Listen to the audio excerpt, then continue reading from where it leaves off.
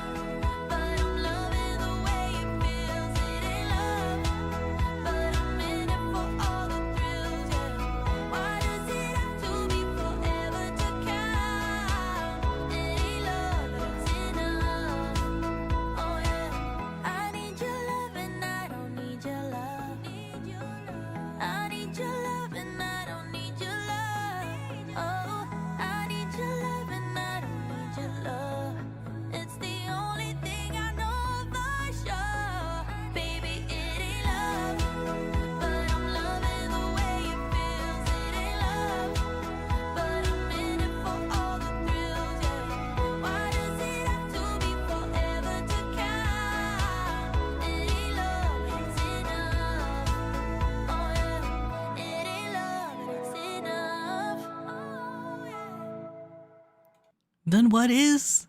What is? If it ain't love, what's it all for? Why can't it be enough? All right, that's enough. That's enough crying. Welcome everybody. Welcome to another episode of Beyond the Doll. It is now Friday.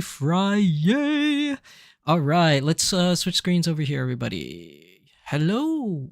What's up? How's it going, everybody? Hope you guys had a good week. Hope you guys are having a good Friday so far and ready to kick off with an episode of Beyond the Doll that's been in the waitings for quite some time. We've missed it for at least, I think, 2 sessions now. I think we've missed it. No, maybe just 1 session. Because, yeah, we had 2 doll symposiums in a row.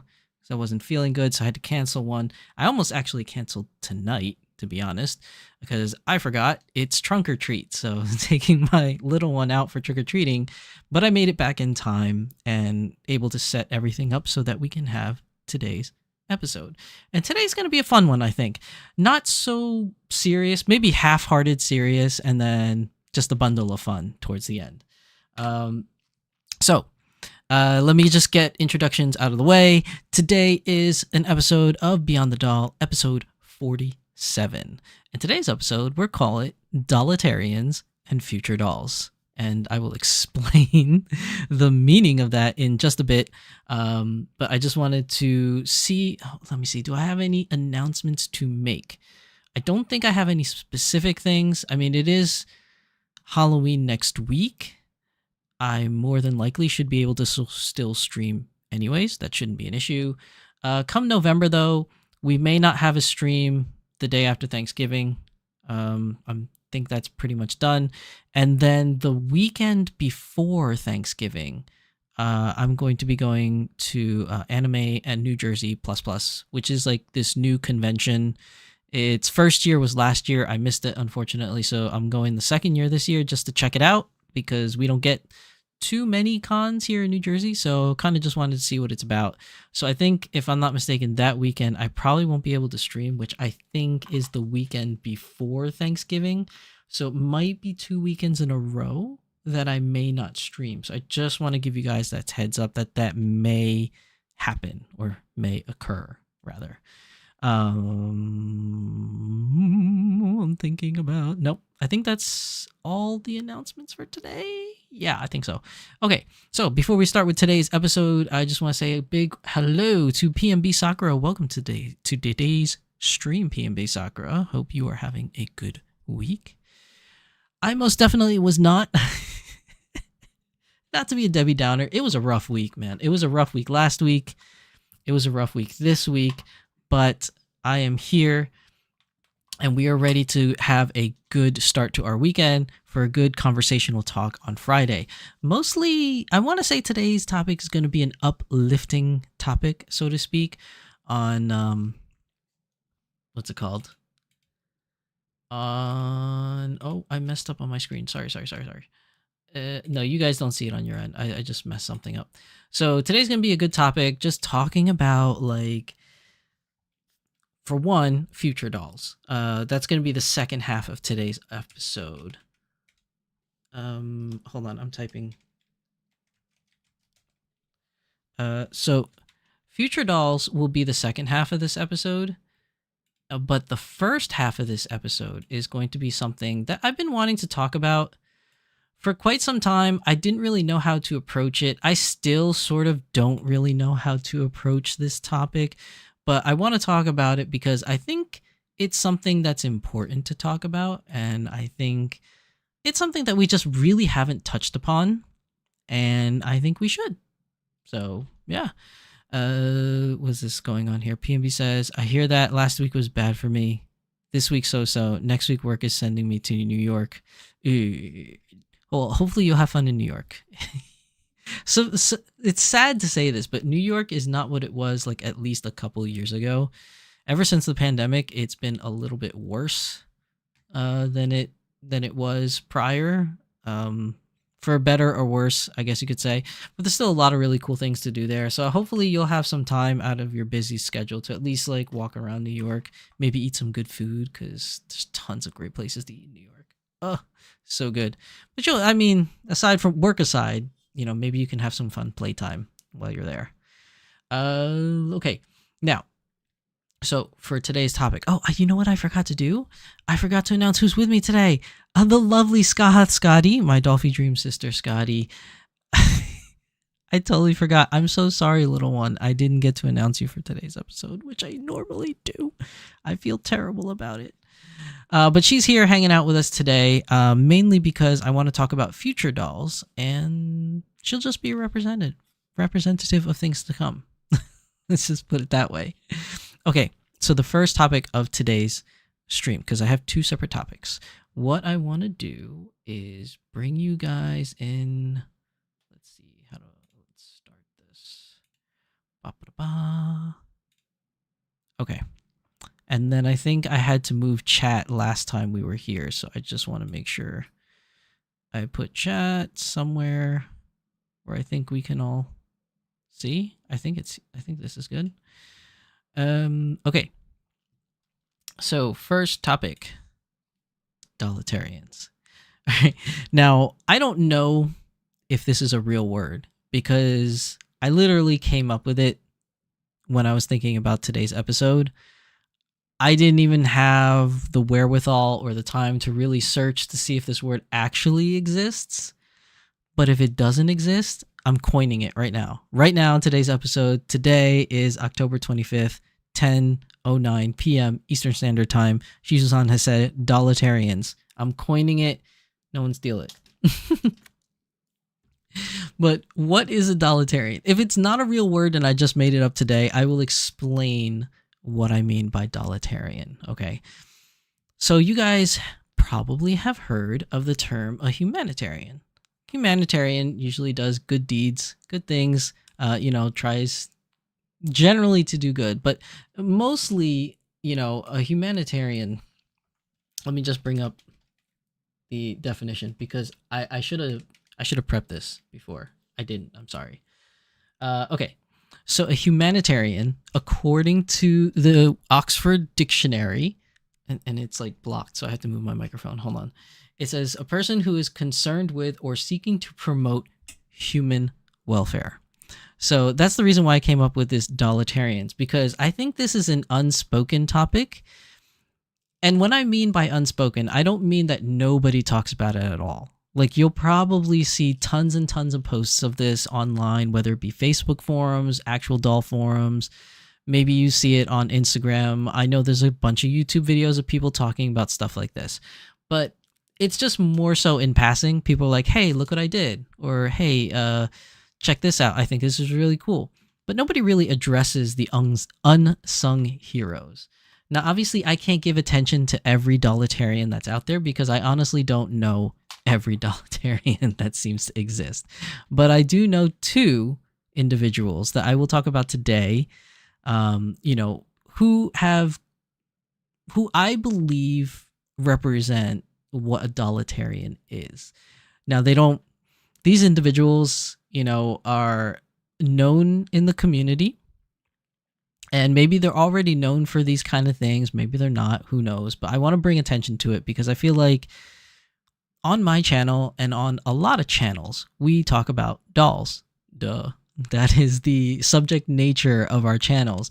But a lot of times when we talk about dolls, we talk about, unboxing videos, like dolls we just got, right? Like most of the time they're new dolls, especially on my channel. It's usually something new because I always buy new things. Mostly because I'm a collector. If there's something really old that I really want, then I'll buy something that's older, like Asuna. But for the most part, a lot of my collection are new dolls because I'm seeing things that are coming out that I really like, and I'm like, oh, I gotta have it in my collection, blah blah blah. Because a couple episodes ago, we talked about what a projector, a collector, a creative. Are you a projector collector? Are you a creator? Or I don't think I used the word creator. What was the other word I used? A creative or something. Either way, I'm more so a projector collector. I like to project my feelings onto my dolls, my fashion sense onto my dolls, my stories or my aesthetic for dolls. And then I like to collect them also for favorite characters like Scotty that's here, or Asuna, and all the other myriad of dolls that I have and may have in the future. But most of them are, for the lack of my collection is new. But there are a lot of people out there that can't afford new, that want to be a part of this hobby because it's just a beautiful hobby to be a part of. Whether you want to be a projector, a collector, or a creative, you know, there's always a doll for you in this market. But the unsung heroes are the ones that go out there and buy used on purpose.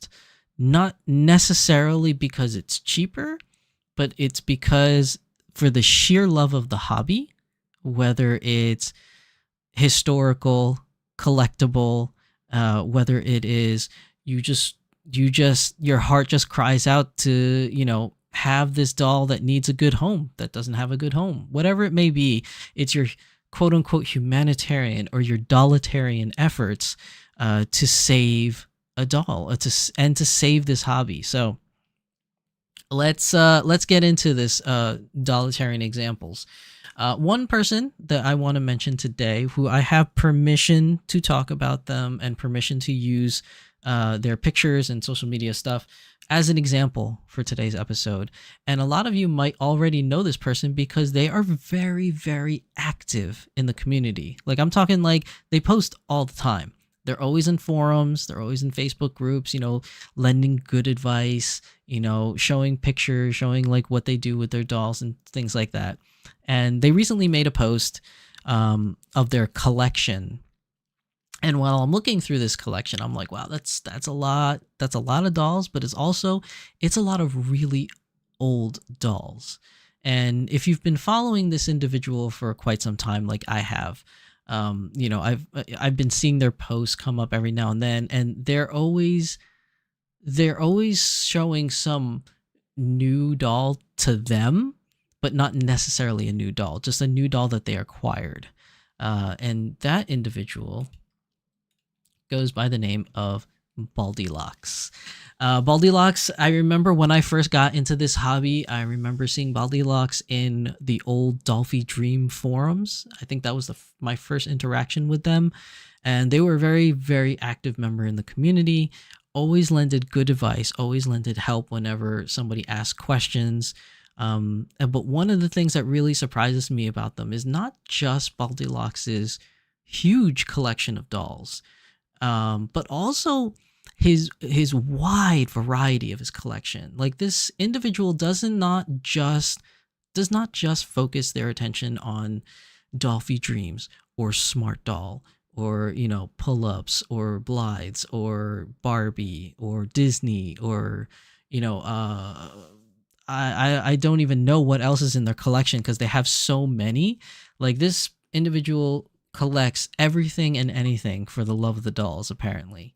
But not only do they collect them, he also doesn't really buy them new most of the time. Most of the time he'll buy older dolls that have broken parts, broken pieces, a huge amount of stains, parts that are missing, accessories that are missing, and then, for lack of a better word, restores them back to their former glory. And I think that's something that is not talked about enough in this community. Because, as most of you know, within this doll community, there are things that happen to our dolls from daily use, let's say, or ignorance of maintenance, or just accidents happen where you accidentally put like a dark clothing and forget to monitor it and your doll gets stained from head to toe. Or you went out for a photo shoot, you put your doll somewhere to take a picture, it falls over, a hip cracks, or an arm cracks, or the face up cracks, or something happens and it gets destroyed. I'm not saying that Baldylocks purely looks for broken dolls, but when I believe, and I didn't ask him, so I'm just speculating here. I have no basis for comparison, but we would love to have Baldylocks on the show one day. Maybe he can give us more information about his collection and his methodology and his thinking about the hobby. But from what I can tell is that a lot of times he'll see a doll in need and he essentially rescues them, especially, obviously when they're on sale. Like, somebody posts, oh, for sale, this doll needs a lot of love, can't get the stain out, or, I fell out of, touch with this doll, or I need to sell it for medical reasons, whatever the reason may be, there's a doll that needs a home. And whether it's in a good condition doll or not so good condition doll, Baldilocks sometimes will salvage that doll and bring it back to life. Because of this, he has an extensive amount of extra bodies and parts in his collection that he switches in on dolls whenever is needed, whether it be a hip joint, a wrist joint, whatever. His collection is an interesting one. And even just showing you this picture here, he has 2 Kanos. Kano is a very old doll. It's, I believe, the first tan that Volks has ever released as an anime collaboration doll. And it's generally moderately hard to find. But given the age of this doll, this doll is prone to either the elements, yellowing the tan a little, maybe staining, because Volks's clothing back then that was released with dolls weren't exactly the best. Like, they looked great on the doll, and that's pretty much the function that Volks is going for, is getting this doll to look like the character as much as possible. But aside from that, there wasn't much quality control on whether or not they put too much dye in the clothing, and a lot of the clothes back then stained the dolls. And the wig caps and the hair color, very, very dyed and colored, to give it that anime vibrance pop to the doll. And you can see Kano here in this picture here on the right hand side. This is, I believe, if I'm not mistaken, her original outfit, and then the one on the left is just one of the Volks outfits that was released. I believe this is a fall collection outfit from like 2 years ago, maybe. I could be wrong. But you can see here the blue here on the original outfit. That probably is prone to staining. It's just a guess. I don't know for sure. Baldilocks would definitely know. You could tell from the inner lining of the skirt for the one on the right here. I don't know. The chat's kind of blocking it a little bit, but there's like a little bit of white lining you could see from the picture here. But I'm wondering about the bottom of the skirt, if it follows all the way through, especially this top here around the neckline. You could see some white in here, but I'm just curious if that really goes all the way around. But a lot of these older dolls had really high levels of dye in it to make that color pop, to make it look like she jumped out of the screen from your favorite cartoons and stuff like that. And she's one of the dolls I've always wanted to get, but it's not really high on my priority list. There are a couple of her floating around, whether in good condition, bad condition, missing pieces, but she's not as rare as some of the other dolls, but she's still a pretty good doll, like, especially from a collector standpoint, one of the first tans to ever be released as an anime collaboration. I think this is a fantastic doll, and judging from his photos, I know he's got these 2. I don't know how many more of this version of this doll he has, as he does have multiples of certain dolls, either from rescue or whatnot. But again, it's why I'm bringing this up is because his extensive collection of dolls ranges from so many. And I remember asking him earlier today, I think he said, what was his exact words? I just want to make sure I get it right. He mentioned to me that over half of his dolls are either rescues or repair jobs. And that's a lot. Like, especially, in this community, that's a lot given his extensive collection. Like, even with my dolls, I have a lot of dolls. I have more dolls than probably the average consumer. Given the nature of the expense or the cost of these dolls. But Baldilocks' collection could really rival as someone like having probably the most Dolphy Dreams here in the United States. I know he said that there may be others that are contending for that title. Not that they're really trying to like win that title, but when you see other people post their collections and things like that, and you're like, oh, they have a lot of dolls. I have a lot of dolls. I'm curious who has more. But like, I think Baldilocks is probably one of those people that have one of the most extensive collections of dolls. And I do want to show a little video clip that he posted. Not his recent one. This is something from like a while back, but I just wanted to give it some attention here just so you can see like the level of his dolls. Now, please forgive me if the audio is too loud because I didn't test this before, But let me see. I'm just gonna move this over a little bit. I want to show you his Instagram page here.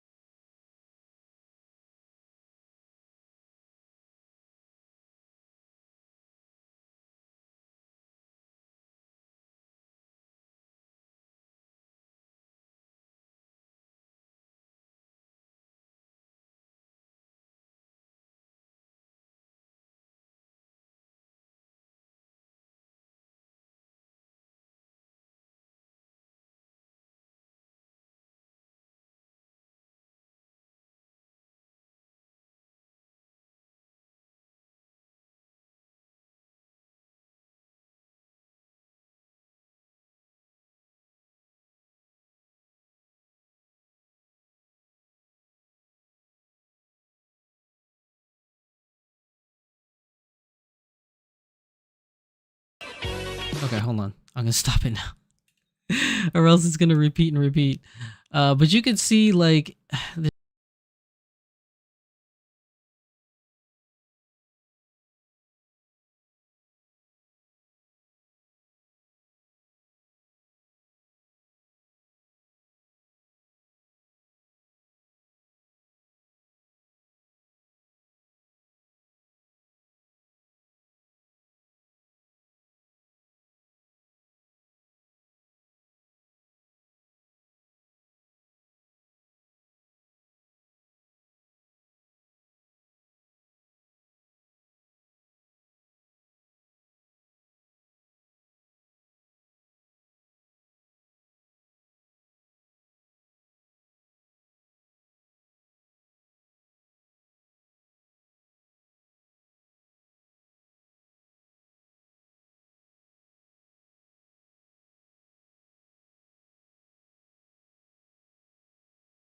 so there's that. There's also like if we go all the way up because those are older videos. Like you could see like his collection that he has here that he recently posted.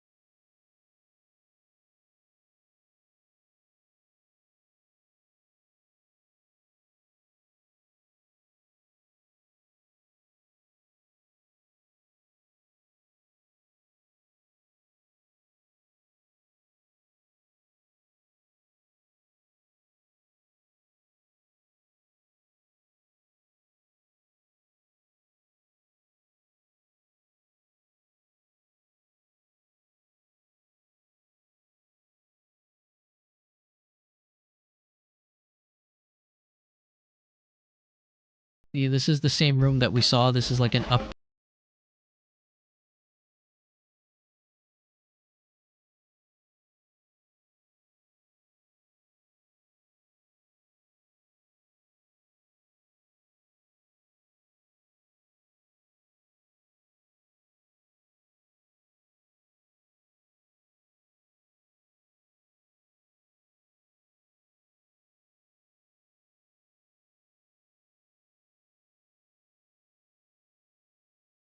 But yeah, I mean,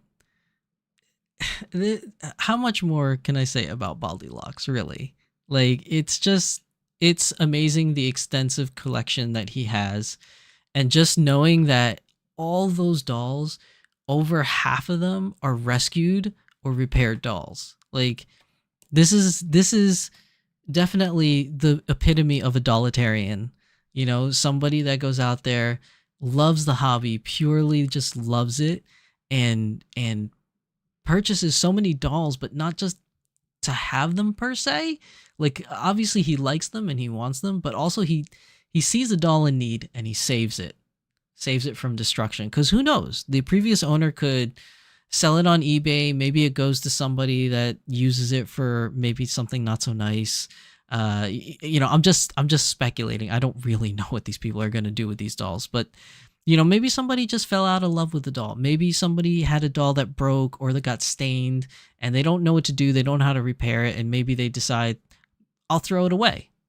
But instead of having it thrown away, maybe they say, I'll see if I could sell it, because maybe somebody out there might want it.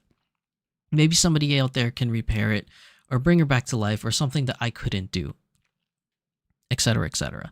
And that's kind of like where I believe Baldylocks kind of steps in, and he's just like, oh, well, here's a doll. I like that doll. I can save it. And there you go. Maybe that's what happens. Now, of course, all of this is speculation. I've had some conversations with Baldylocks in the past. Not really much, not really many interactions, but there's been some. And I think it would be great. It was too short of a turnaround time to ask him if he wanted to lend some insight to today's episode. So I pretty much just asked him if it's okay if I talk about his doll collection and, show a couple pictures of his doll collection. He said that's fine.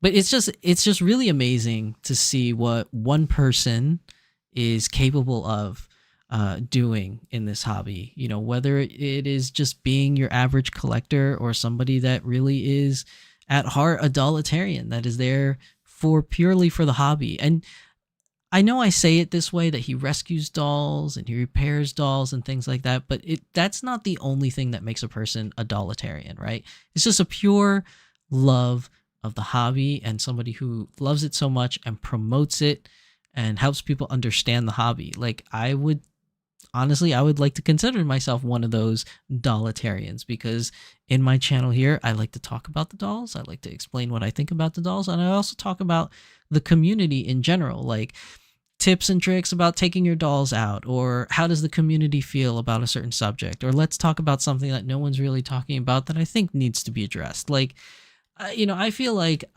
even though I'm not a creator, I don't really create dolls. And I'm not like a rescuer. I don't really rescue dolls, but I do think that I do something. I do contribute a part to this lovely community. And even though I can't do those other things because it's just not a skill that I have, so to speak, I contribute in other ways. And I do feel that it is, a duty that is not necessarily asked or thrust upon me, but something I take up on my own accord, to help out the community in any way that I possibly can in my own little way. And one of those ways is I just want to give a shout out to those individuals that are really important, who I feel are really important to this hobby. And I feel like Baldylocks is one of them. I feel like he's one of those people that not only has an extensive collection, not only, more than half of his collection are repairs or rescue dolls, but really just an overall genuine person. I've never met the man before, but just judging by how he's so helpful in the community, in the forums, in the Facebook groups, and his posts, whenever somebody asks a question, he's, and he knows the answer, he generally will post something. And you can see that this is definitely a man that cares about dolls, very much so. So I just wanted to give a big shout out to Baldylocks. I hope I haven't embarrassed him, and if I mention anything incorrect, please let me know, because I don't want to falsify information, but this is just info that I have gleaned upon from minimal discussions with him and seeing his posts, and just from skulking around and lurking in forums, or maybe even talking to other people. This is a man that really loves dolls and loves this community. So big shout out to Baldilocks and for everything he does. And I give you the Shizu-san stamp of approval of a Dollitarian. Ben Benjamin, welcome to the stream. What are you doing here, man? It's like morning for you, right? You watching me in Japan, my friend? Oh my goodness, I feel honored. But go do your vacationing, man. Enjoy Japan. It's like what? Oh, it's like 11:30 over there. You guys getting lunch? Oh man, you guys need to get some udon, some ramen, some tonkatsu, okonomiyaki. Yo, there's a lot of good food, my man. enjoy Japan. Enjoy. But yeah, so moving on, because I spoke about Baldilocks, and there's another person that I want to give credit to who's a mainstay in this channel. They have been in chat many times. They have appeared as a guest on my channel many a times. You guys probably already know who I may be talking about, but that would be our friend Tempest Strife. Tempest Strife is another person that I believe is what I consider a Dollitarian. She's not only a Dollitarian, but she is, like, in my humble opinion, she is probably the best source of doll history that I know of. She is like a doll historian, especially for resin dolls. Like, she knows her stuff, and if she doesn't know something, by God, believe it, she's going to research the heck out of it. She's probably sleeping right now because she usually sleeps, but sometimes she comes on. But yeah, I think that I need to give a shout out to her. She definitely is an individual who I claim to be a Dollitarian, because not only does she do her part in the community just as a collector, just an overall doll enthusiast, but also she does panels like myself at random conventions talking about dolls, telling everybody about dolls, and the doll history of resin dolls. That's how we kind of met. Tempest and I met because we both had doll panels at, I think the first one that we met was Anime Next, probably here in New Jersey. And she had the history of dolls 101 or something like that. And I had an anime dolls panel, and we kind of met up that way. And it was just great, to finally meet another doll person. Because at that point in my, I guess you can say my doll career or my doll life, I didn't know anybody in person that collected these things or knew about these things. Most of the people I know of were online. So meeting her in person and getting to talk and just, knowing what she's all about. Overall, really nice, great person, and knows her stuff. She has a podcast called Ningyo Bingo with her and her co-host who talk about dolls all the time. They have a YouTube page as well where they talk about dolls. And a lot of it is a different kind of content than what I provide. Like, for me, it's mostly news. And then Beyond the Doll, which is like my take on things, whether it be the community, whether it be a certain doll type or whatnot. And like I said before, like hot button topics, things like that, or topics like today. But Tempest's podcast, Ningyo Bingo, along with her co-host Lindsay, they actually really get into the analytics of dolls. Like, they get into the history, they get into the sculpts, when things were released, how the dynamic of the dolls back then and maybe today. Sometimes they talk about, like, things that are depicted in dolls. I don't know if that's the best way to describe it, but traits in dolls that they see reoccurring or not occurring or should occur. It's actually really good stuff. Like, if you like that kind of stuff where people can inform you about the history dolls and the technicality of the hobby, especially resin focus, because that's where her mainstay is, even though she is learning a lot more every day about vinyl stuff. And she talks about it every now and then. Like, her main meat and potatoes is vinyl, resin. And let me see here, I just want to make sure I get this pulled up so I have the right information when I tell you guys this. Okay, because the information is there. I'm sure Tempest will be like, why didn't you read it? Ben says It's 11:32 a.m. just taking a quick car nap. You in the car? Oh, cat nap. Sorry, quick cat nap. Yeah, because probably the time lag, right? Oh man, you guys are gonna have fun. I'm so excited for you guys. Actually, one of my friends just left for Japan. I think he's probably still on the plane right now. He probably won't land in Japan. He's going to Osaka. He probably won't land until Saturday morning, I would say. Although it's already Saturday morning for you guys, so probably Saturday evening. He may just still be on the plane, but he's going to Osaka because he's going for a card tournament that he's playing in Japan, and it's his first time in Japan. And I remember he was asking me, "Oh, what do I do? What should I look for? These things and that." And obviously he did his own research on what he's gonna do. But since I was there and I'm like one of the only people he knows that is actually there, asked me a lot of questions, and I was super excited for him. All my friends are going to Japan, but me. I need to make it a point to get back out there again. It's just so much money, and I keep spending money on dolls. If I didn't spend the money I spend on dolls, I could probably have gone to Japan a couple more times already. But the dolls are really eating up my funds.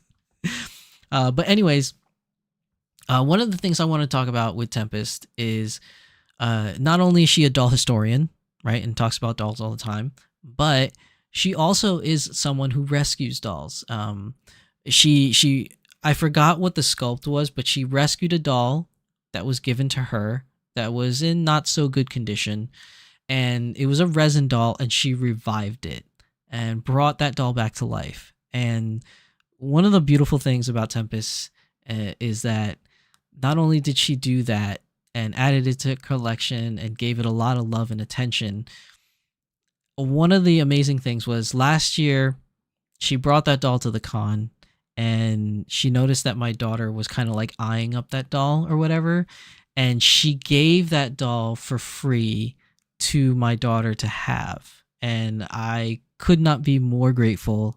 Obviously my daughter was ecstatic. It's her very first doll. But it's like things like that is just really touching for our community. You have somebody that saved and rescued a doll and brought the doll back to life, and then gave it to the next generation to take care of and enjoy the hobby, and just experience what it's like to I don't know, own a doll and be a part of this community, so to speak. So now it's obviously the doll's sitting on my daughter's shelf, and she really enjoys it. And when I go to doll meets and she's with me, she brings her doll around with her too, and just kind of hangs out within the community, trying to get to know what it's like and what it's all about. But one of the other things that Tempest does is not only things like that, but because she's a doll historian and she has a love for resin dolls, one of the things that she bought recently was this really old resin BJD. And from her description, because I'm trying to read it here, she was saying that this is the BJD that launched an industry. This is the BJD that created a community and culture. This is a doll that came from a mold that helped remold the fate of artists and playline dolls. So this, I'm assuming, according to the post here, that this is a Megu doll. It says Megu Megu 1999. I remember her telling me about this because she saw the post about this on, I think it was like Yahoo Japan or whatever. And she shared it with me, and she's like, "Oh my God, this doll I've been wanting for a long time. And she's a little worse for wears, but I think I can fix her up. And this is the doll." So she was very excited, very ecstatic for this doll. And I was so happy for her when she bid on it and actually won, because she finally got something that she's been talking about for a very long time and always wanted. So I hope I didn't speak out of turn. I think if I remember correctly, that was the story behind this doll. But this is a much older doll, and I'm so happy for her that she finally got to get it and restore it and add it to her collection. But it's, again, it's things like that I feel like kind of make you a dollitarian in a way, it's just your pure love for the hobby. And even though she couldn't find a brand new one, and even if one did exist, it would probably be massively expensive. But she found one, it was not in great condition, and she restored it and brought it back to life. And I have to say, it does look amazing. I think, if I'm not mistaken, she did bring it to the last convention that we went to, and you could tell from the doll that there was some wear in it, but she definitely cleaned it up a lot from what the original Yahoo posting pictures were. So big ups to Tempest Strife for what she has done to basically save this doll. Now, what would have happened to this doll if she not bought it? It could have gone to another person that would have restored the doll, back to life. But it's those individuals that's willing to go that extra mile.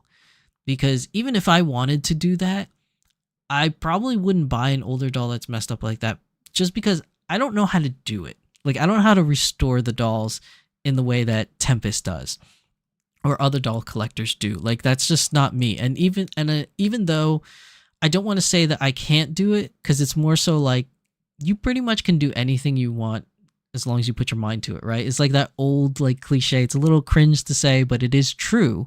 I'm sure if I devoted enough time and attention to do it, I probably could do it as well. I could probably also do it. But it's that time and attention. I don't have that much time that I can put into it, especially, maybe later when I'm older I could, but with young kids, a lot of my time is split between the missus, the kids, work, and then this hobby that I'm trying to do. And amongst all that other stuff, I do have other hobbies that I dabble in from time to time, and maybe that's a fault of my own for having too many hobbies as a guilty pleasure. But I just think it's just one of those things that I'm not ready to delve into just at this moment. Maybe when I get more time on my hands, like when I retire, maybe I can devote more time to it than I can now. But I think and Baldylocks and Tempest Strife are not the only ones that do this. There are many people in this hobby that do things like this, whether it's restore dolls, repair dolls, be doll historians, be doll influencers that talk about this hobby and spread the love of this hobby, people that do panels, and people that organize group meetups, because that's not even easy. Like, organizing a doll group for like-minded individuals to get together in a space is not easy work. Like, as someone that has attended many doll meetups, big or small, from an outsider's point of view, it may just look like, oh yeah, we just met up at this spot, and if anyone shows up, they show up. On a very general like scope of things, yeah, that's kind of like what it's like. But in reality, being somebody myself that has tried to get people together and tried to host things, and be that as it may, maybe I didn't do it the right way, but regardless of that, it's not easy. Organizing a doll meetup, organizing a doll hangout is not easy work. Like, you gotta do your best to advertise, or else no one's gonna go because nobody knew about it. And then you gotta try your best to make it an environment where people feel welcome. And what I mean by that is, it's not that you can't, but it's a little hard to host a doll meetup, post the meetup, and then people show up, and as the organizer, you just kind of sit in a corner and just like, hey guys, welcome, and then you don't say anything. Usually people that like host a doll meetup, it's not like a written rule that you have to do this, but I think it really lends to the growth of the community, as if you're the host of a doll meetup and all these people come to meet up, that you kind of, as the host, just like in any other social situation, like if you're hosting a party at your home, like as the host, you probably should take that extra mile to meet everyone, greet everyone, make them feel welcome, get to know them, because these people, even though you're the one that organized it, these people took time out of their busy day, even though they wanted to meet other people, but they did take time out of their busy day to come to this event, to see you, the organizer, to see other people that are there. And I think as the person organizing an event, it's the ball's kind of in your court to make this event succeed or fail. Like if you just kind of like invite people and then you just sit in the corner and just wave at them, yes, people have a place to gather, and yes, people probably meet each other, and maybe they'll come back, who knows? But it definitely would go the extra mile. Like if you talked to every individual that came in, got to know them, really got to know them, ask them what they like, how they got into this hobby, or whatever it is that you want to say to, be a good icebreaker. But, things like that is just not easy to do. It takes someone that not necessarily has to be outgoing, but it takes someone that is determined to at least try. Especially if you're a shy person like myself. It may not seem like I'm shy because I'm on YouTube and I do panels, but really every doll meetup I go to, whether it is I know people that's already there or not, I always get butterflies in my stomach. And I tell every guest that's on my stream that's nervous about being live on stream, I still, to this day, get butterflies in my stomach before every episode, especially live streams, because obviously it's live, it's not pre-recorded. I always get that jittery feeling like, oh, I hope I don't mess up today. I hope everything goes well, blah, blah, blah. And I get like a little like frazzled, right? And it happens to me every episode. And I think as a person that's trying to do something for the community, I think it's healthy to have that feeling. And even if you're not trying to organize anything, I think meeting new people, it's healthy to have that butterflies in your stomach, because that means that you actually care to get to know people. Like, you want to get to know people, you want to meet people, and you care enough that you hope that that you're conveying things to them that they understand and that they want to get to know you too. And, you're just kind of opening yourself out and putting yourself out there. And that's not an easy thing to do, whether you're an organizer or just an attendee. So, everybody does their part in their own little way for this community, to make it grow. So it's just something, and I know I've said this multiple times on this channel about, how we are in the community, what we can do and things like that. I've mentioned it, in random episodes, here and there all the time. But I just want to make it clear that Dollitarians are not just individuals that rescue dolls and repair dolls. It could be any individual that does, just like the definition of a humanitarian, you know what I mean? Any person who seeks to promote human welfare, a philanthropist, or concerned with or seeking to promote human welfare. Change that around and just put doll in front of it, right? A person who is concerned with or seeking to promote doll welfare. A person who seeks to promote doll welfare, or a doll philanthropist. Like, anybody that fits that description to you, I believe to be a Dollitarian.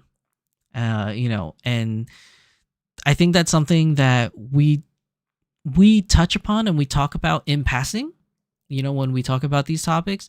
But I really think that I wanted to give it a lot of main focus today and maybe honor some of those people that, really do a lot for this community that may or may not get a lot of, attention or appeal. And it's not so much that they're asking for it either. And that's the greatest thing about it too. They're not asking for recognition. These individuals are not asking to be known. They're not asking for you to give them hey, or promote them or anything. They do it sheerly for the love of the hobby. And I think that's what really makes them a Dollitarian, is because there's no ulterior motive to what they do. They just do it for the pure love of it. And I think that is really priceless and is something that, even though they don't ask to be commended or recognized for it, but I really feel like when you see it, you should definitely give them props, for their hard work. And I think Baldylocks and Tempest Strife are definitely two people that I know of that 100% fit, this role. And there are many out there, but I didn't want to spend like the whole entire episode mentioning all these X, Y, and Z people. So I don't want people to get offended when they're like, why don't I count as a Dollitarian? I think I do that too. No, you probably do. And you probably do count as a Dollitarian, but there's no way in one episode I can cover every single individual. So I just wanted to give you an example of two individuals that I know of that I believe have done a lot for this community that I just wanted to feature for today. There are a lot more others out there, so please don't get offended if I didn't mention your names or anything like that. It's just these two individuals are ones that, one, I know very well, and two, it just recently came to my mind because Baldylocks put posted a lot of really cool clips of his house decorated for Halloween and his doll collections, and it just kind of like came to me in my mind. I'm just like, this person, like, wow, like, just amazing what they do. So yeah, I believe that is everything for the first segment. I just really wanted just to put it out there, and just talk about something that is a topic that is just kind of it's there but a little glossed over, and I just kind of wanted to give it more attention because I feel like it deserves it sometimes. Christina Kowal, welcome. I can't find Baldylocks on Facebook and here where to find. Okay, well, Baldylocks you can definitely find on Instagram, right? So he's definitely on Instagram. I forget what name he uses on Facebook. I believe it is also Baldylocks on Facebook, if I'm not mistaken. Let me just double check my...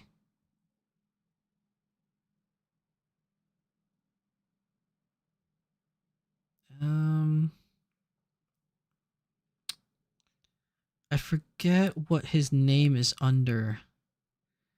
I'll know it when I see it. It's just, where is it? Because I know he's in one of these groups because he just posted something. Let me see if I can find it. Just give me a second. Sorry, guys. I feel like he posted something like recently on one of these doll groups. I just can't figure out which one it is. I'm in so many doll groups. Let me try this one. Is it here? No, that's Styx. Styx is another really good person in the community.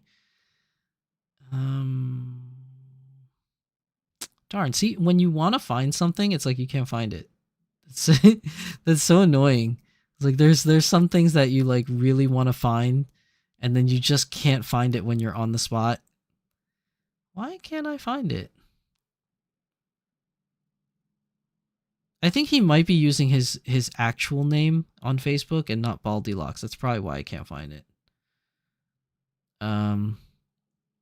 Yeah, he's somewhere there though. I'm sorry. When I see it, I'll let you know, Christina.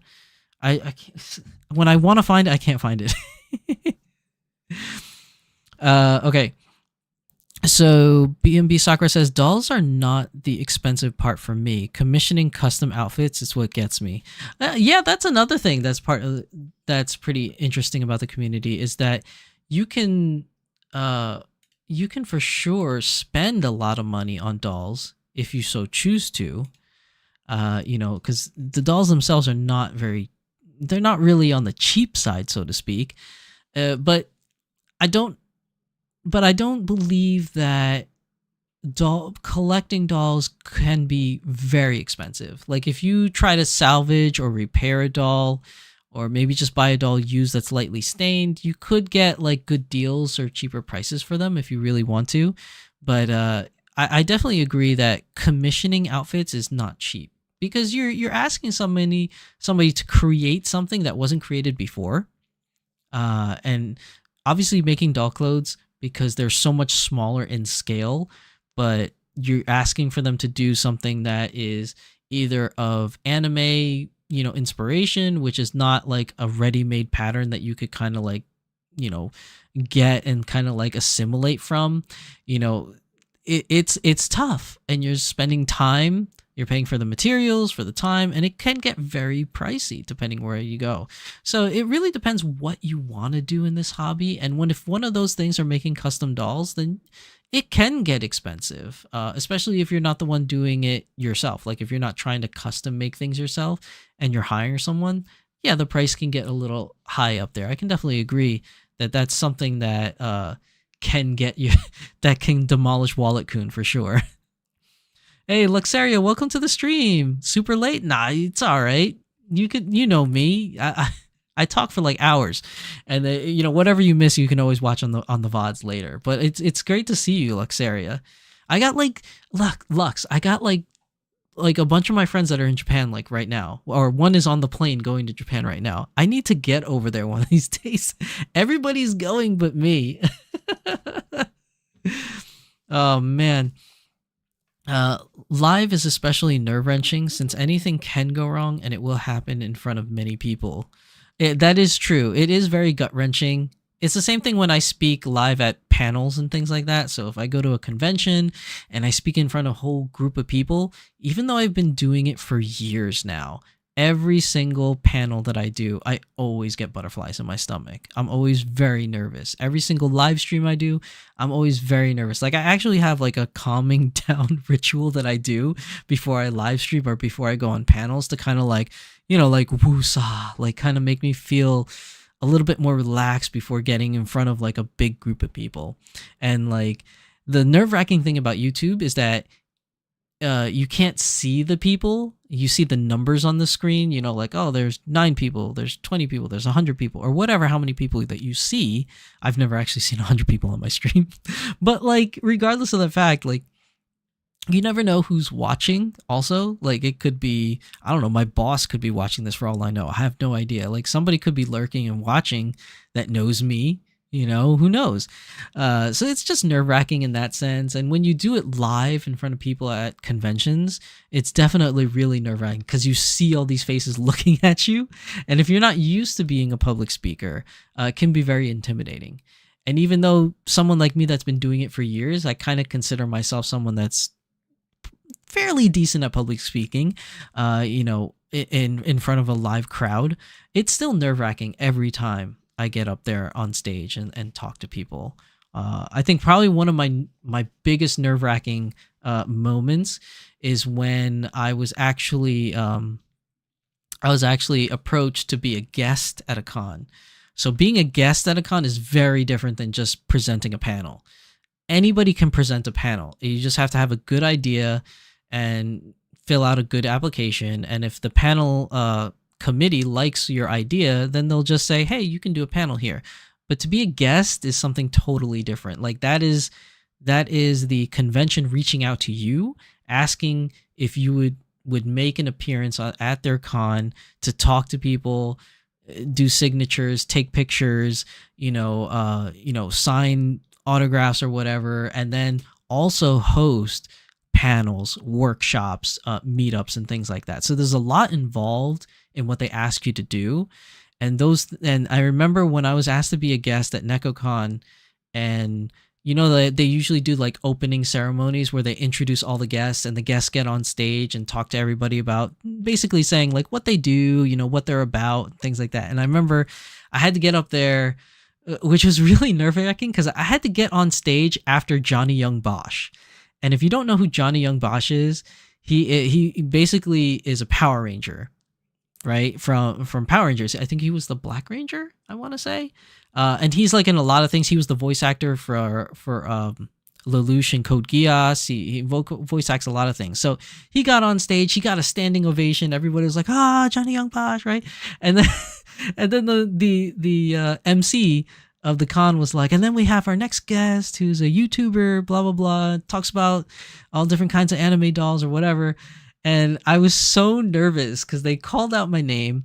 I had to walk up on the stairs behind stage. I could see everything that's going on. They have like a big TV in the back where you can see what's going on stage, and I could see the MC is like pointing to the curtain where I was behind.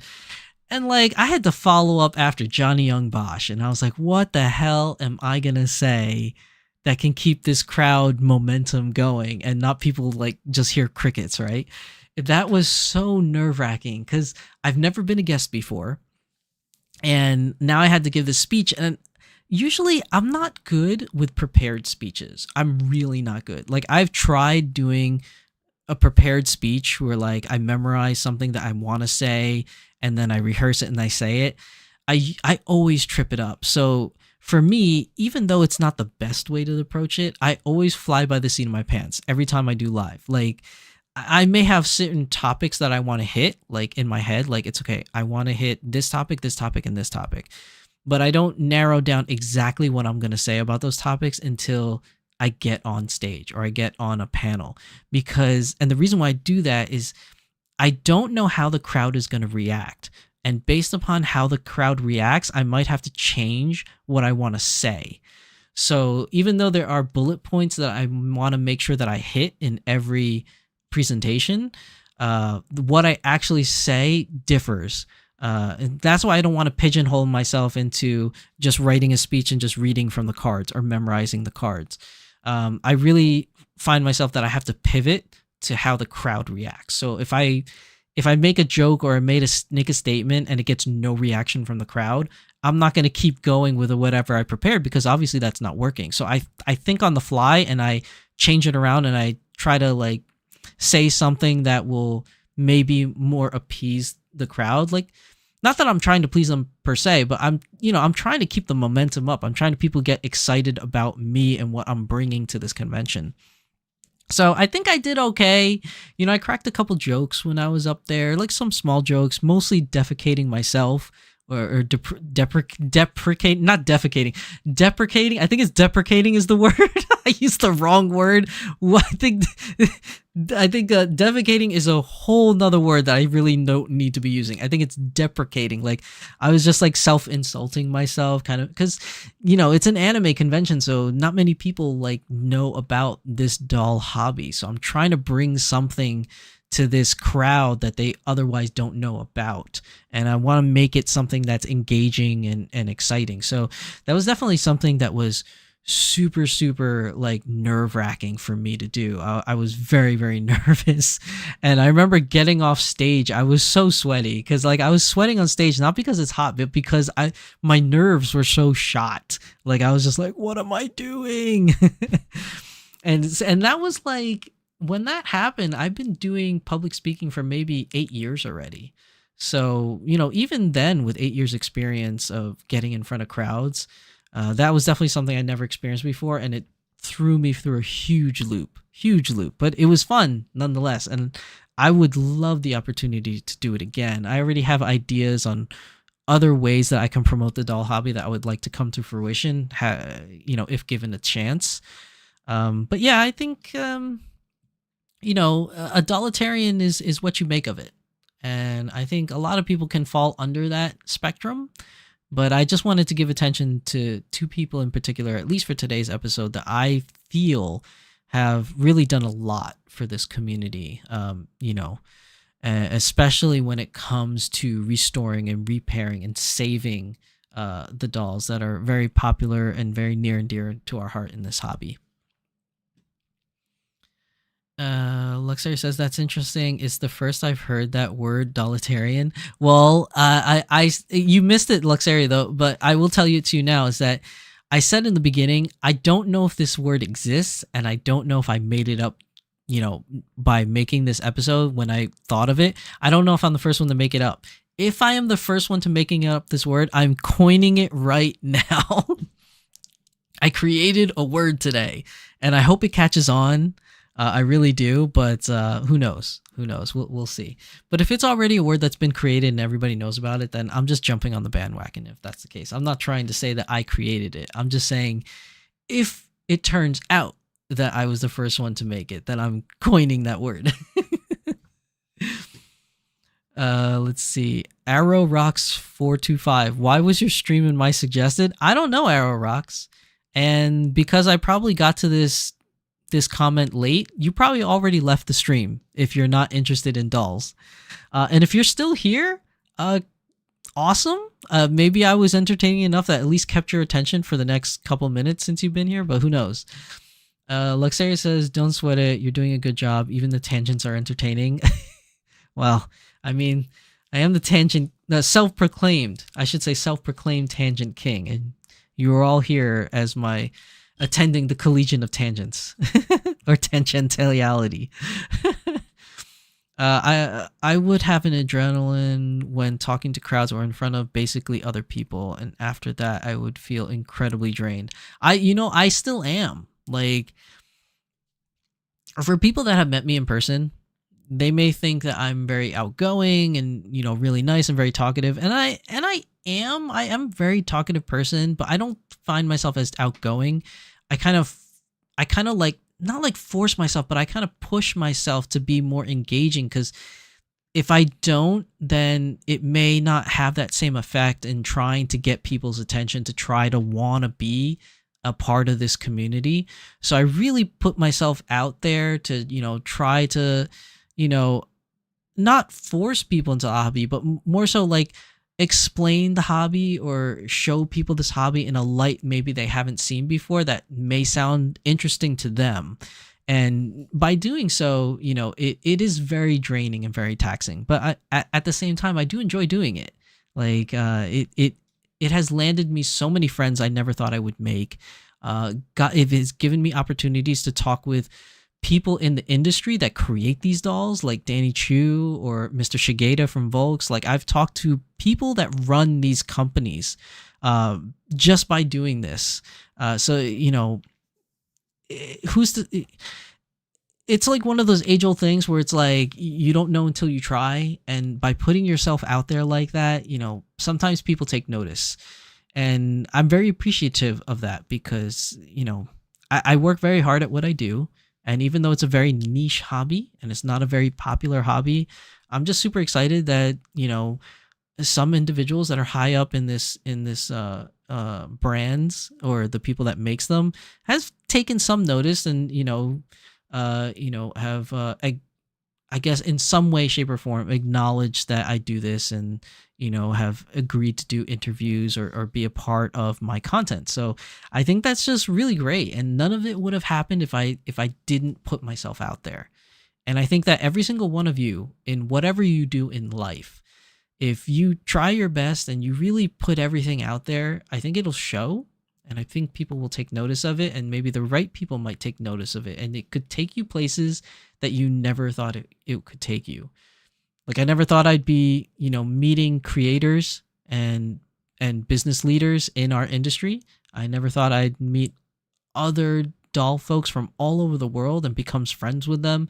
I never thought I'd be asked to be part of a project to create a doll. Like all these things came about just because I put myself out there, and I feel like each and every one of you could do that as well. You just got to take that leap, and it is a very hard leap to take. Let me tell you, it was not easy to put myself out there like that. But if you find the courage to do so, I think, it'll pay off at some point in your hobby career, I guess you could say. Lux also says, thanks for sharing the hobby to other people in conventions. I mean, I try, because I go to these conventions anyways, just as a fan, you know what I mean? As an attendee.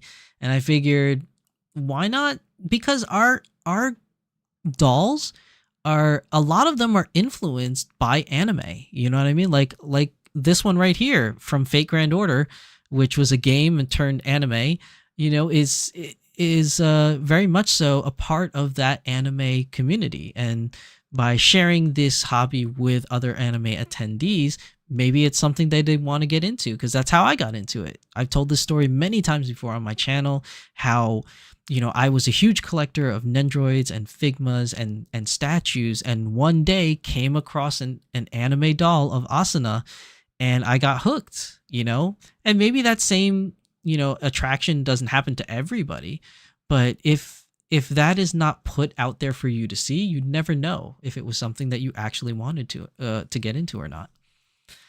Aro Rocks, you're still here. He says, they say Nom's still here, not hating, just means you're getting those algorithm points. Well, I'm happy that I'm getting those algorithm points. I'm a very small channel, and I don't mind being a small channel, but it's always nice when YouTube kind of, suggests my content out there. Just out of curiosity, Aro Rocks, I'm wondering if it may be recommended to you through anime. Well, like, are you a fan of anime? Maybe that's kind of why, because my channel kind of focuses on dolls, but it's more so like anime dolls, so maybe that's a connection. Other than that, I really don't know. Placebo, welcome to the stream, Placebo.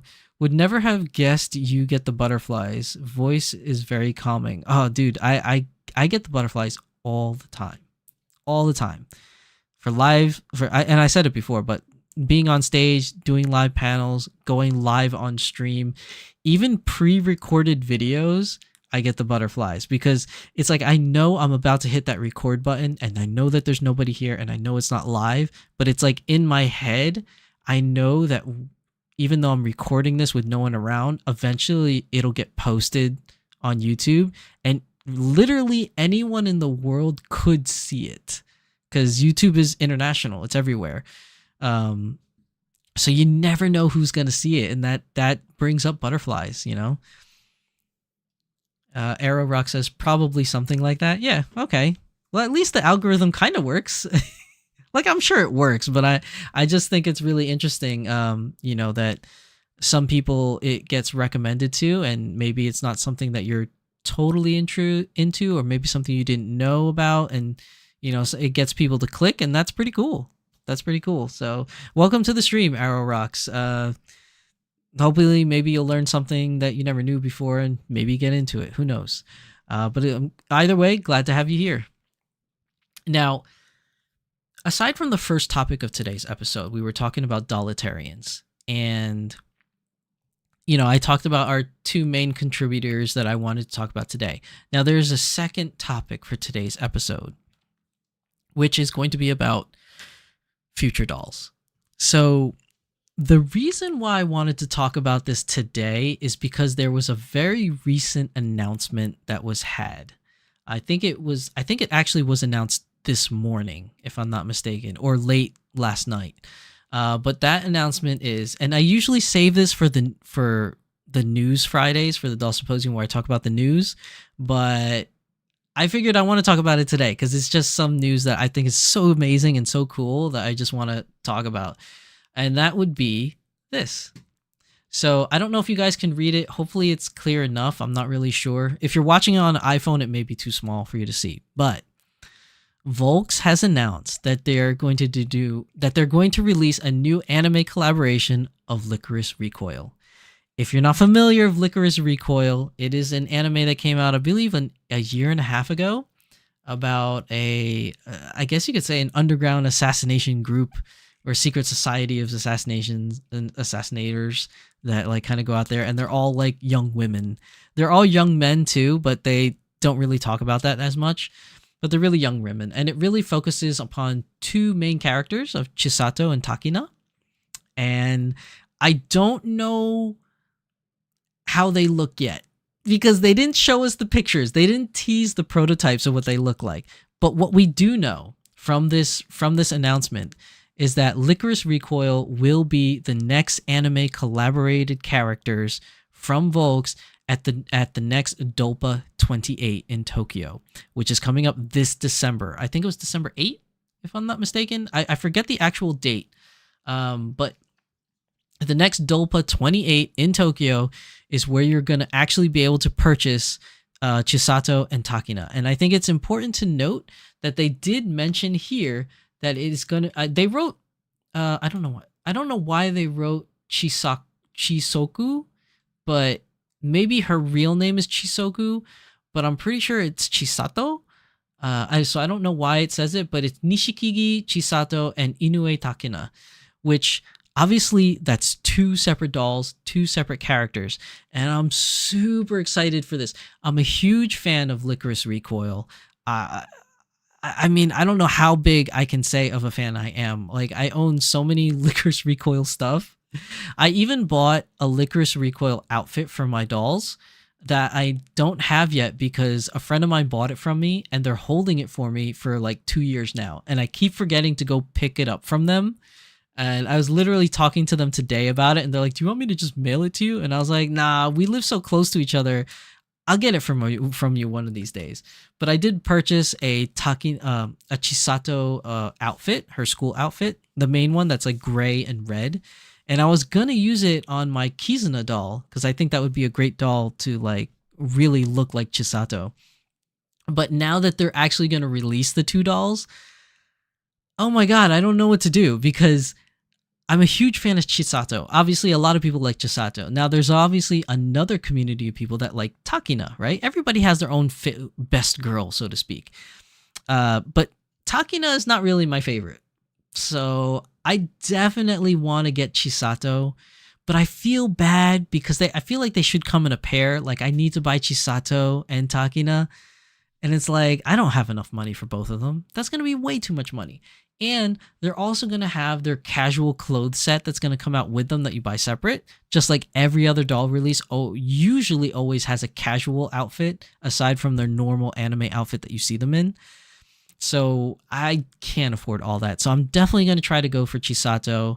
I'm gonna have to do a hard pass on Takina, and I'm going to get the secondary outfit. Now, because there was no pictures released, we obviously don't know what they look like yet. We can always speculate, what they're gonna look like. I'm sure because it's Volks, they're usually, I want to say 95% of the time, they are spot on. Like the doll looks like the character 95% of the time. If I want to take it down a notch, maybe I'll say 90% of the time. There are a few dolls that are released that don't exactly quite hit the mark and look like the character that they're supposed to represent. Excuse me. But for the most part, most of them look like the character, like very much so like the character. All right, I'm going to take an ad break while I get a drink of water because my throat is super dry. Give me a second while ads play.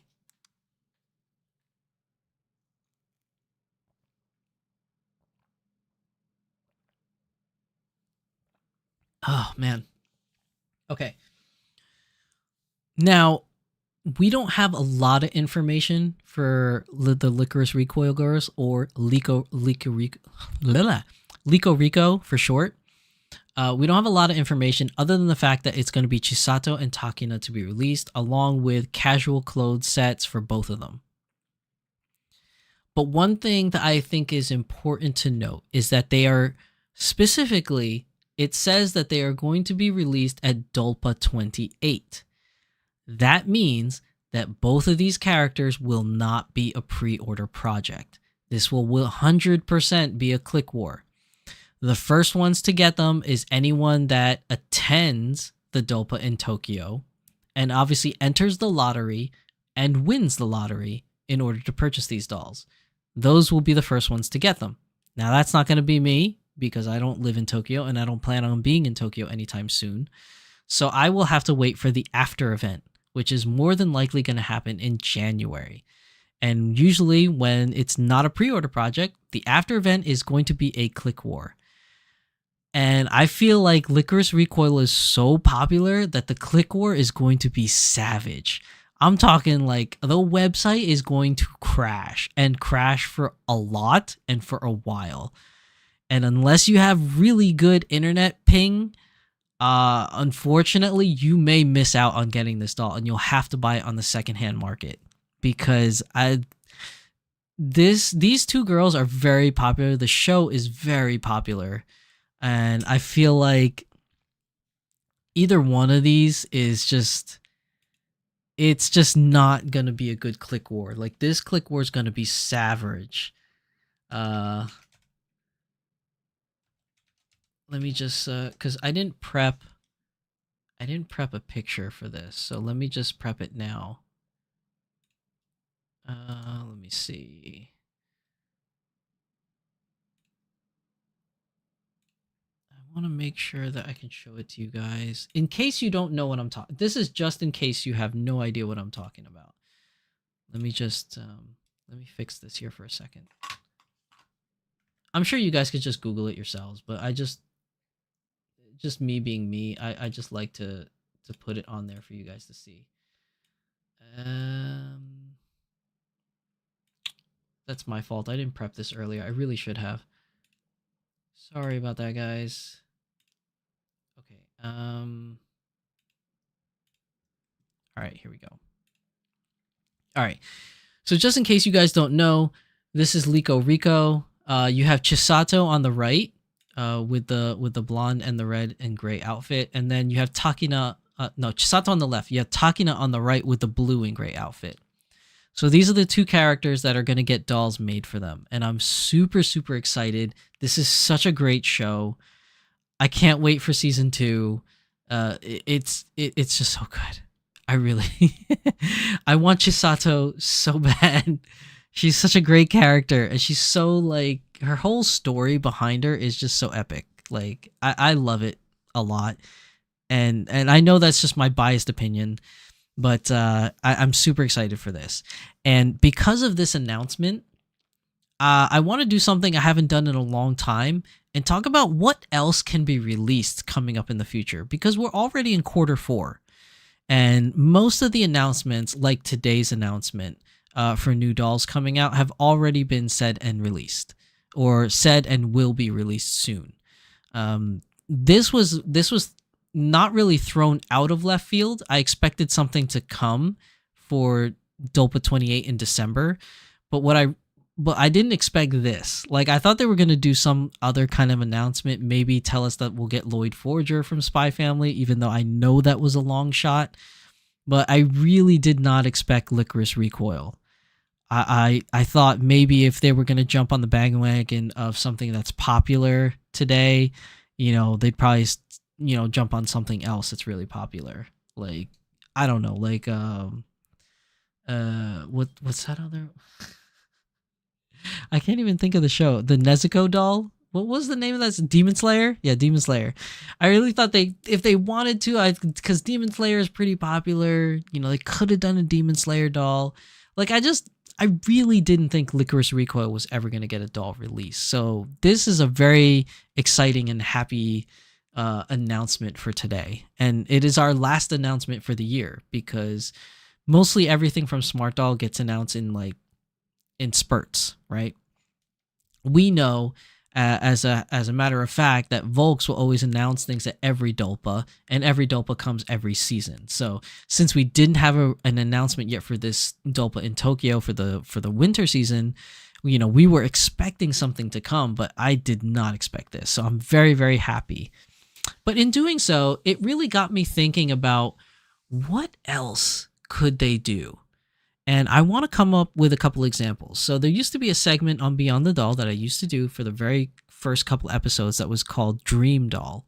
And that was like, we were just basically hypothesizing, what could be a doll? What do we want to see as a doll? And giving a couple of examples. And I kind of want to harken back to that because we haven't done that in a very long time. So one of the things I want to talk about is what can come in 2025. And most of these examples I'm going to give you they're pretty much all Volks dolls as examples. One of the reasons is because Volks' mainstay and has been and will probably always be their anime collaborated dolls. They're very much so known for doing anime collaborated dolls. That's pretty much where their bread and butter comes from, in my opinion. A-Zone, they do anime dolls, but they're actually getting more and more popular for their original characters, like the Iris collections and Happiness Clover line. They're very popular for that right now, especially. And Smart Doll, as we all know, Smart Doll's dolls are very popular for Danny's original characters that he creates. Everybody loves his original characters. And he used to do anime collaborated characters. And he still has one that's coming out, which is Naruto. But after Naruto is released, I think that anime collaborated characters are going to take a backseat for a long period of time. Whether or not they will come back is even questionable from Smart Dolls. So this part of today's episode is going to be heavily focused on what Volks is possibly going to release as their new dolls. Luxary says, you got to get the clothes at least. Most second outfits rise in price. Yeah, I'm definitely going to try and get the clothes for sure. But I can't afford both dolls, so I'm going to have to just go for Chisato. P&B Sakura says, Darkness from Konosuba doll would be nice. That's one I didn't think of. That's a good suggestion. We could definitely do Darkness. That would be a great doll. I would definitely like to get Darkness. If Volks releases Darkness from Konosuba, I mean, you guys know she's got to be released on a Dolphy Dream Dynamite body. Like, that's the only body that fits her, really. I mean, that's just the way the character's drawn, and that's essentially the personality of the character really plays off of her figure. So if Darkness does get released, and it's a good strong possibility that she'll be released, because we already have Megumin and we already have Aqua, so we're really only missing Darkness. So there's a high likely or probability that Darkness will get released. I actually didn't think about that one, so thank you for bringing that up, PNB Sakura. But I do have other suggestions that may happen. So let's get into that, right? First suggestion. There has been a doll that Volks has released 3 dolls of. Now, a lot of series that Volks releases usually only has 1 doll, maybe 2 dolls from that release, sometimes more than that, depending on the popularity, right? And hold on, I need more water. Give me a second. I'll do another ad while I drink water.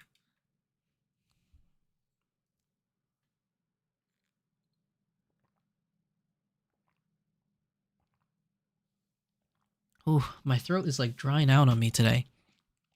Okay, so one of these dolls is very near and dear to my heart and is the inspiration that got me into collecting these things.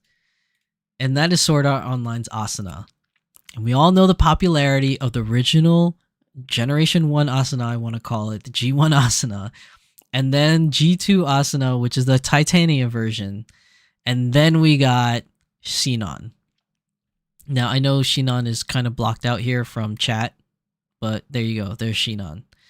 So those 3 were released by Volks as they had a contract with the folks over at Sword Art Online. I forget the company, the parent company of Sword Art Online, but they had a contract out with them and they released 3 dolls. But who's to say that they can't revisit another doll from that series? A doll that I would really like to see, and that would be Alice. I feel like Volks has a good reputation with Sword Art Online and its creators. Every single doll that they have released thus far from Sword Art Online, both Asunas and Shinon, have sold really well. I really think that Alice could be the next release for a couple of reasons. One, Sword Art Online is still pretty popular. As much as the naysayers say Sword Art Online is garbage and they don't like it, it is still a very popular show regardless of that fact. I mean, it's still pumping out shows like the very bad Gun Gale, and then now there's Gun Gale Season 2. I didn't like Gun Gale, in my opinion. It just wasn't my cup of tea, but I did like all the other Sword Art Onlines. Maybe not the fairy one. The fairy one was kind of like meh. But I think Alice could be very good because 1, it's a popular show, and 2, it's another armored class Dolphy that we can get. Now, as far as we know, all the armored class dolls were Sabers or Jeanne d'Arc, okay? Even the armor on Asuna herself wasn't much armor. It was just the chest plate, really, and the shoes. There really wasn't much else from it. So when we're talking about dolls with full armor, it really, really only is Saber and Jeanne d'Arc. I'm trying to remember if there's any other dolls with armor. I mean, Lena Inverse from Slayers had the shoulder pads, and the chest piece. So that is armor, but it's very minimal armor. I'm talking about, look at Alice. She's got the shoulder pads, the chest plates, the waist plates, like the hip plates, and then the boots, the big armored boots. She got the arm guards too, and the forearm guards. So it's a full on outfit, and it's a gorgeous outfit. I think, especially because Volks likes to do some very bright colored pieces that stand out. I mean, Alice's like blue and gold and white really pops. And I think that's something that Volks really likes to do with their characters too. They like to release characters that really pop in color. And, you know, I feel like Alice really fulfills that role. And there's a lot of Alice fans like myself that really want an Alice doll. And I've been floating around with the idea of possibly creating my own, you know, custom Alice doll. But to have one from Volks and just have the work already done for me is just better, in my opinion, for me. Since I'm not a creative, I would really enjoy if Volks released an Alice doll. However, the likelihood of that is very slim because Volks' collaboration with SAO has come and gone. Like, they did Alice, I mean, they did the first Asuna, they did Asuna Titanium version, they did Shinon, and then they released Kirito as well. And I believe out of all of them, you know, the first generation Asuna sold the most. Second generation Asuna didn't sell very well. And it wasn't until people couldn't find the original Asuna that Titania version Asuna started to sell out. because they still wanted an Asuna doll regardless.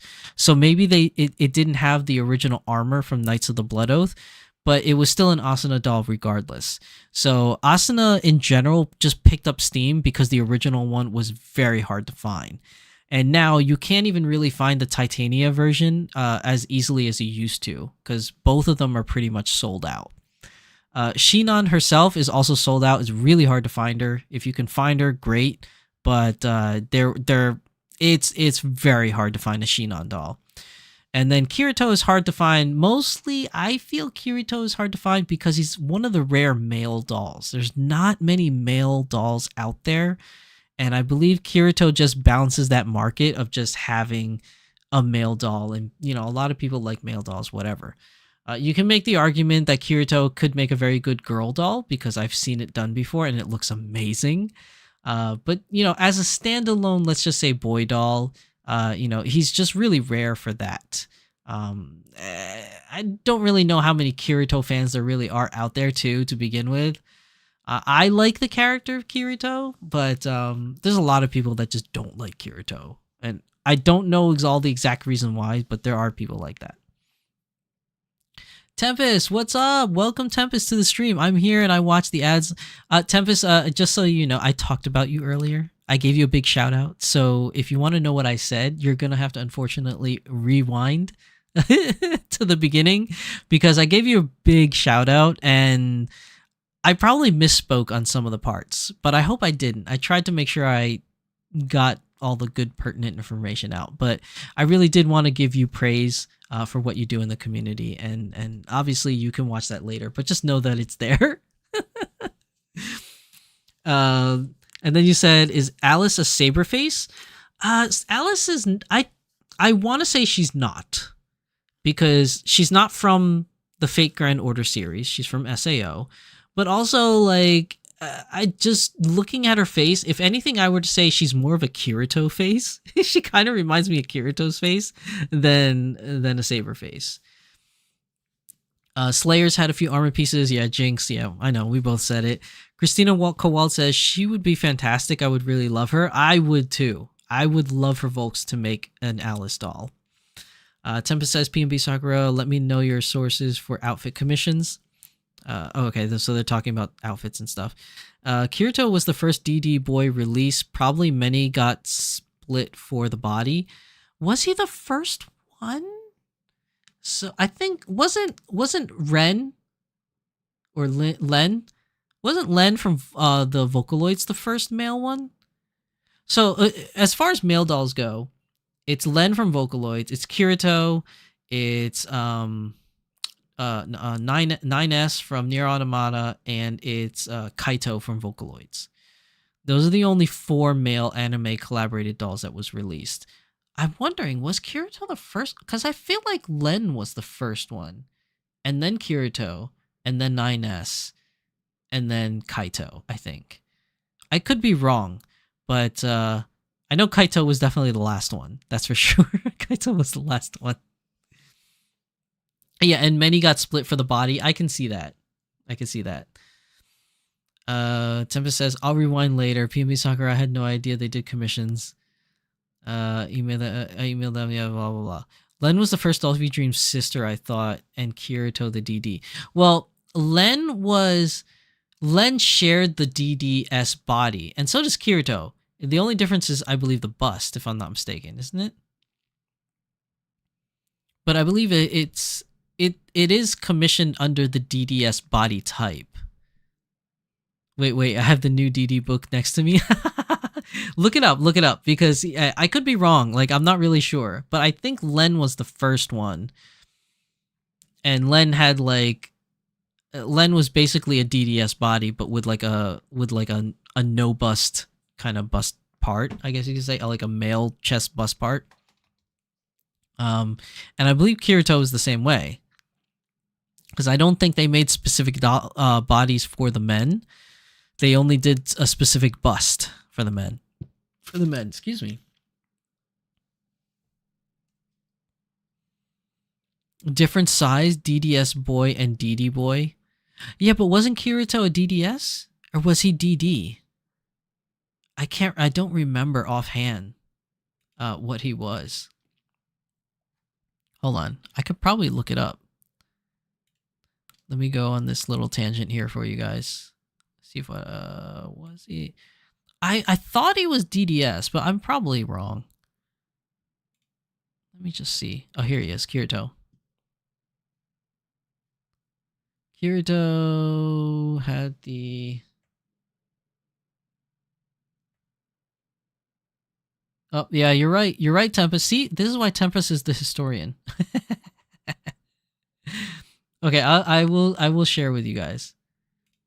Okay, here's the Kirito, right? And then there it is. If I zoom in, there he is, DD and DDS. So Kirito was a DD sculpt.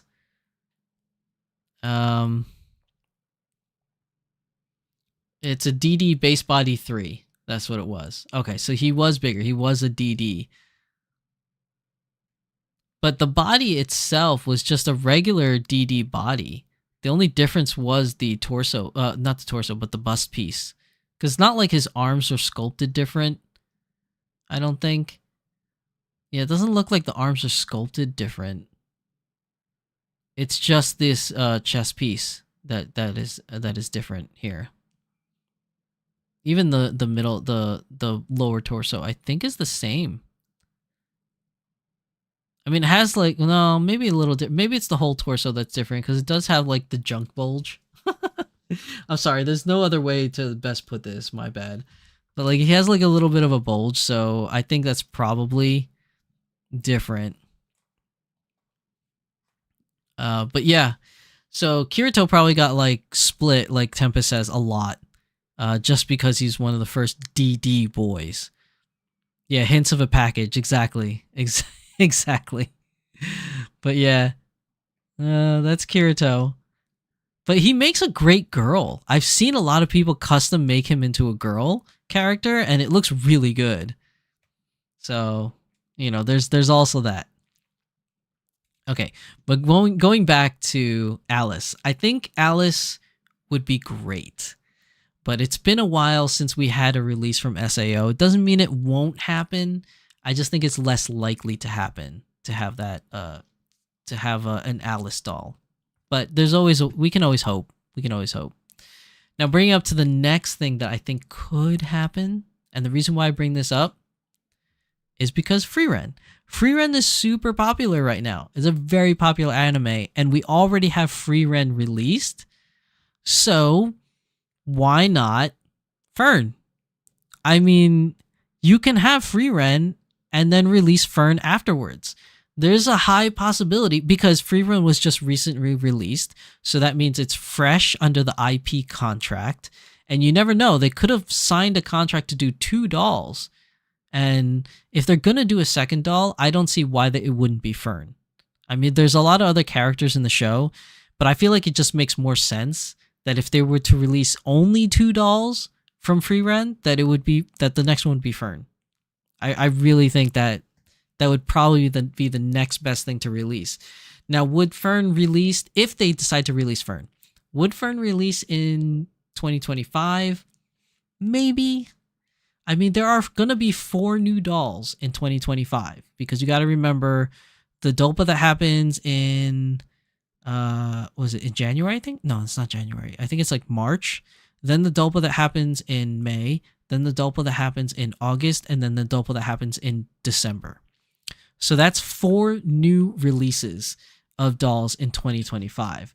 And there's no reason why Fern couldn't be one of those 4. It's very possible that Fern could be one of the 4. And if it is a Fern, oh no, my mouse is dying. Oh, that's not cool. I have nowhere to plug it in. Hold on. I have to move the microphone. Hold on.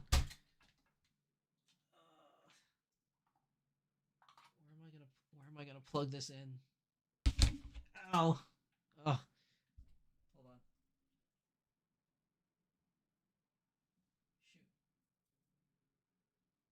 No. I have to lose something. Just don't know what to unplug. I have no idea what to unplug to plug this in. Let me try. I would have to to undo this binding here so that the...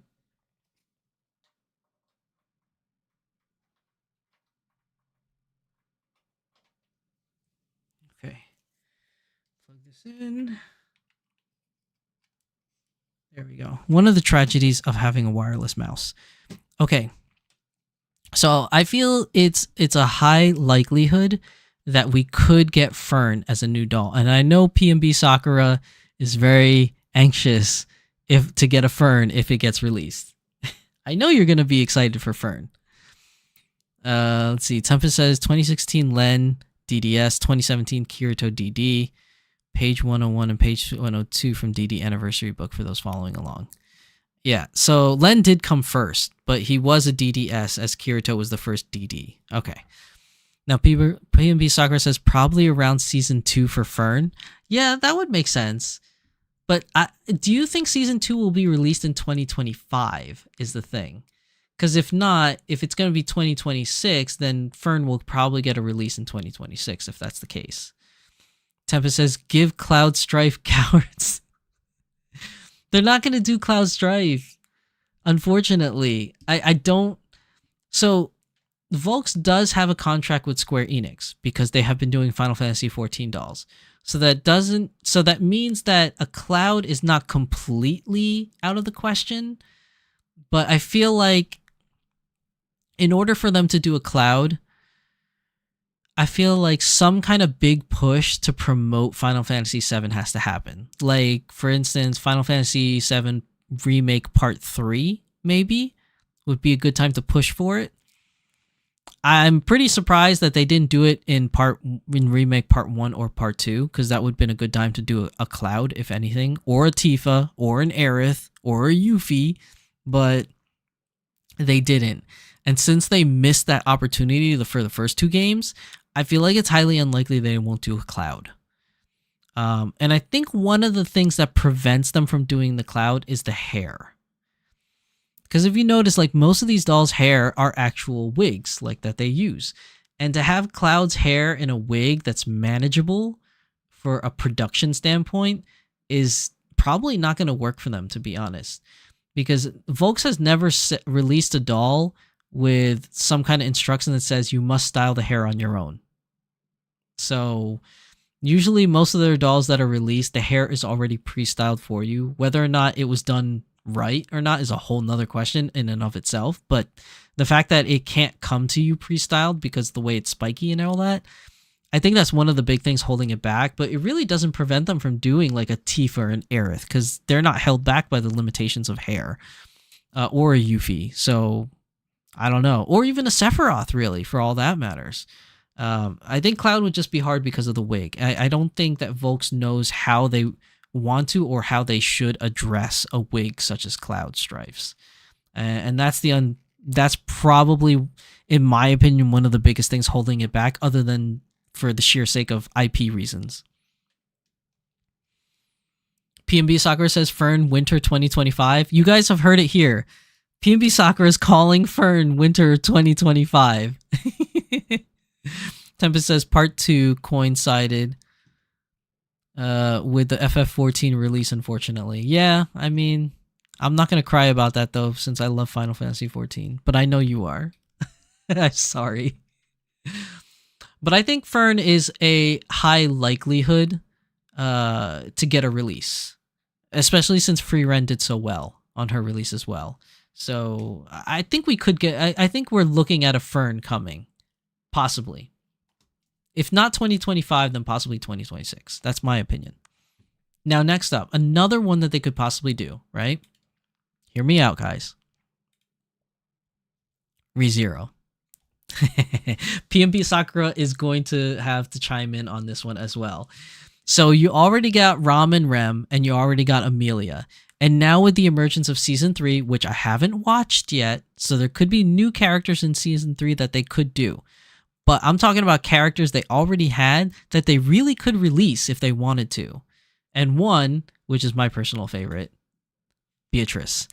I think they could do Beatrice. I really do think they could do it either as a mini Dolphy Dream And if they really wanted to make fun of and play on the fact that Beatrice is really small, what if we made Beatrice a Chimiko? That would be so funny. Like if they released a new Chimiko and it was under Beatrice, I would die laughing and I would really want her. She would be so adorable as a Chimiko.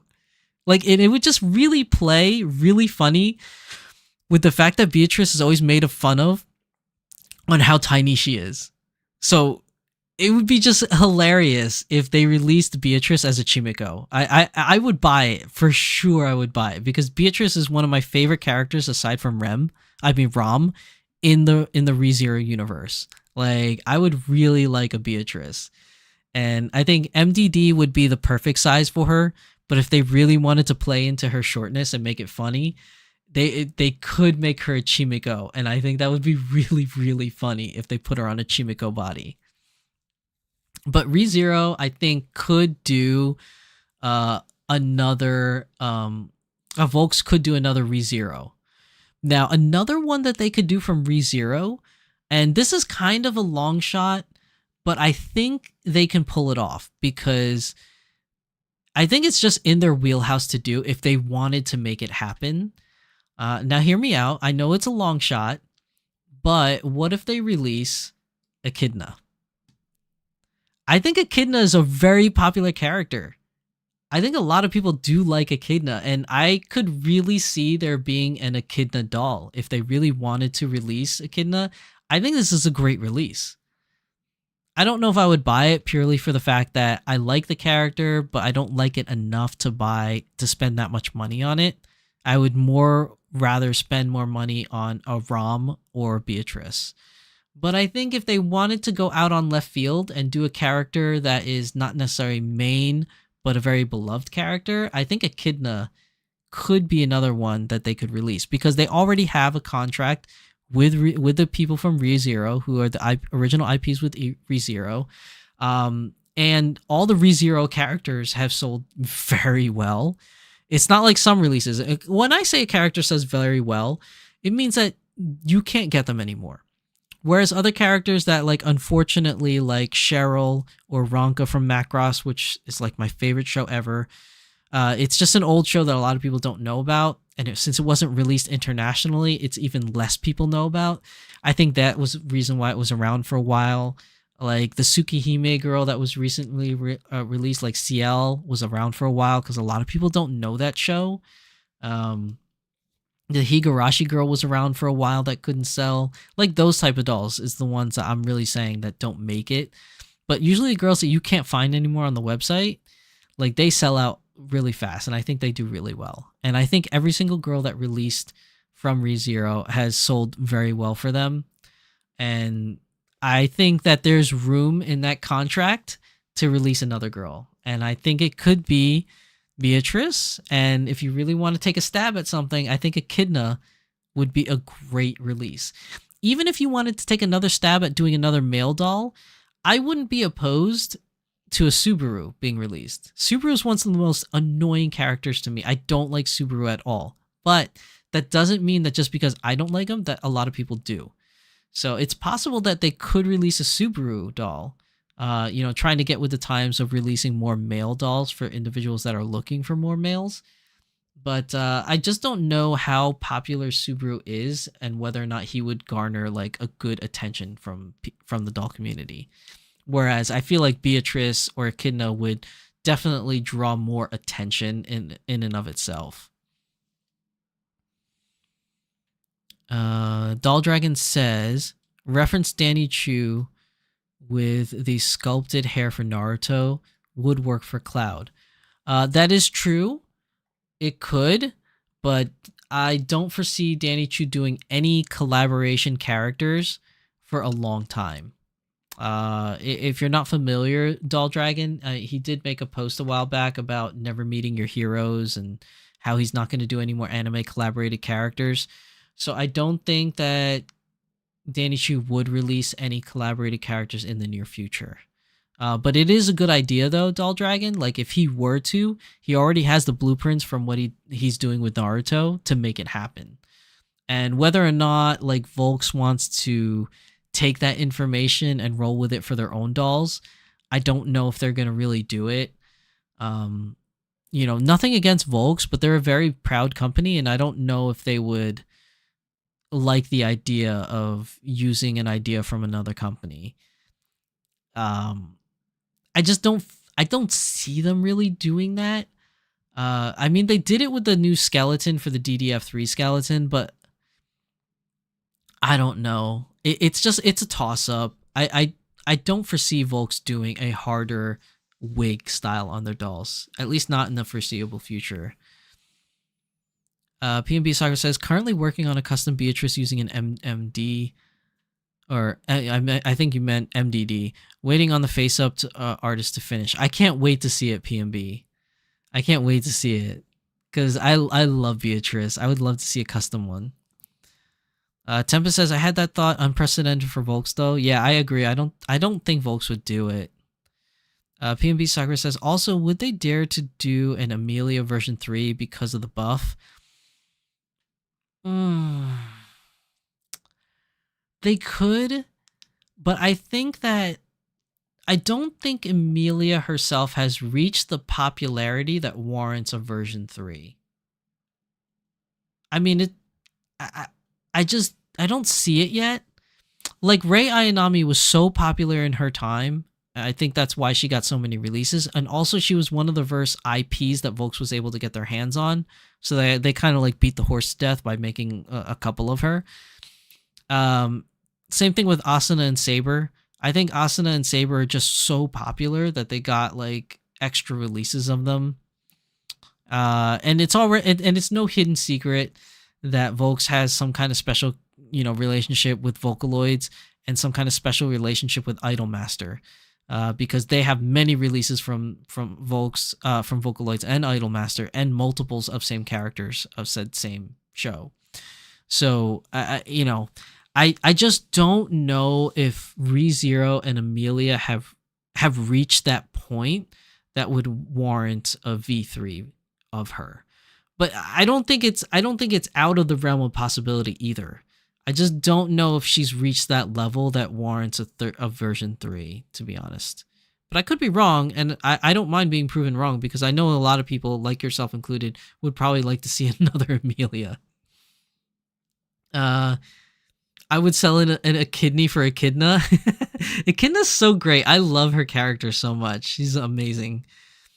I like Subaru. My Forester is a great car. Oh wait, you mean him? No.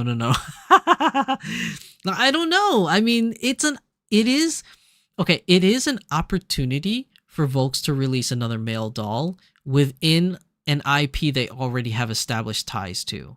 So, I mean, it's not it's not like it's not in the realm of a possibility, but I think that like it could happen. It could happen, but I don't know if it actually will. The Doll Dragon says, I would love a Rimuru Tempest or an Iruma-kun, but it may not be popular enough for a doll. It could be. Slime, the thing with Slime is that Slime was so super popular, but it also died really fast. Like, the popularity of it went down really quickly, in my opinion. I'm not saying it's a bad show. It's a great show, and I would still watch it if they made more seasons of it. And I think they are, right? Aren't they planning to do another season? So it's possible that a Rimuru doll would come, but if they do release anything from Slime, it would only be a Rimuru. I don't know if the show is popular enough for them to do another doll from that series. I think we're lucky if they only release Rimuru. At least for now. I mean, that could change depending on how popular Slime gets again if they get another season. Or it also, you know what another thing is? It also depends on the climate in Japan. Because, not for nothing, I really feel that the Japanese community has a huge influence on what Volks picks as their next release. I really do. You know what I'm really surprised of? And it may be an issue of getting the IP rights to it. I'm really, really surprised that Volks did not release what's it called? The Musume anime, Musume girl from the racing horses show. That was a game. It was like a mobile game, Uma Musume or something like that, and then it became an anime. Because that show, that game / anime show, is super popular in Japan. Like, there are posters of it everywhere. There are collaborations of it everywhere. Like, it's incredibly popular. And I'm super surprised that it never came out. I really thought it would come out, and it hasn't. And I really think that one of the reasons why it didn't get released as a doll is probably because of IP reasons. I feel like Volks either can't get or is not willing to pay the money that the IP is asking for to get a contract. Because I've already seen Japanese accounts posting so many custom Uma Musume dolls. I've seen so many custom Uma Musume. Wow, say that 5 times fast. Uma Musume dolls. There's so many custom ones in Japan. If you look at a lot of Japanese accounts, there were so many of them, and I'm really super surprised that Volks actually didn't jump on that. But I think that the Japanese community has a huge part in what gets released from Volks and what doesn't. PMB says Amelia version 1 resting B face, Amelia version 2 sweet face, Amelia V3 upgraded to the DD Dynamite body. FYI, don't like the new design of her. They should not have increased her bust size from C to G. She does not change in the light novels. Don't know why they did that for the anime. That's a good point. I don't know why they did that. It's really weird that they decided to do that, but whatever. I mean, maybe they're trying to give Emilia more attention because Ram and Rem usually steal the show, but who knows? I know that's a really varying difference of opinions, but I still feel like the twins are a big selling point for ReZero. Moguri, welcome to the stream, Moguri. So Moguri says Uma Musume, and he says they're under Psy Games, which might be a bit tough for Volks to get the IP from. Yeah. I figure that's probably what the reason is, because it is very popular in Japan. And I think it would sell really well if they released a Uma Musume doll. But yeah, I mean, that's part of the politics of business. So, sometimes you win them, sometimes you don't, it just depends. But I really think that an Echidna doll would be great from ReZero. PNB Asakura says, Ram is great. Who is the Rem you speak of? That's right. This is an anti-Rem channel. No, I'm just kidding. But we are definitely pro-Ram here.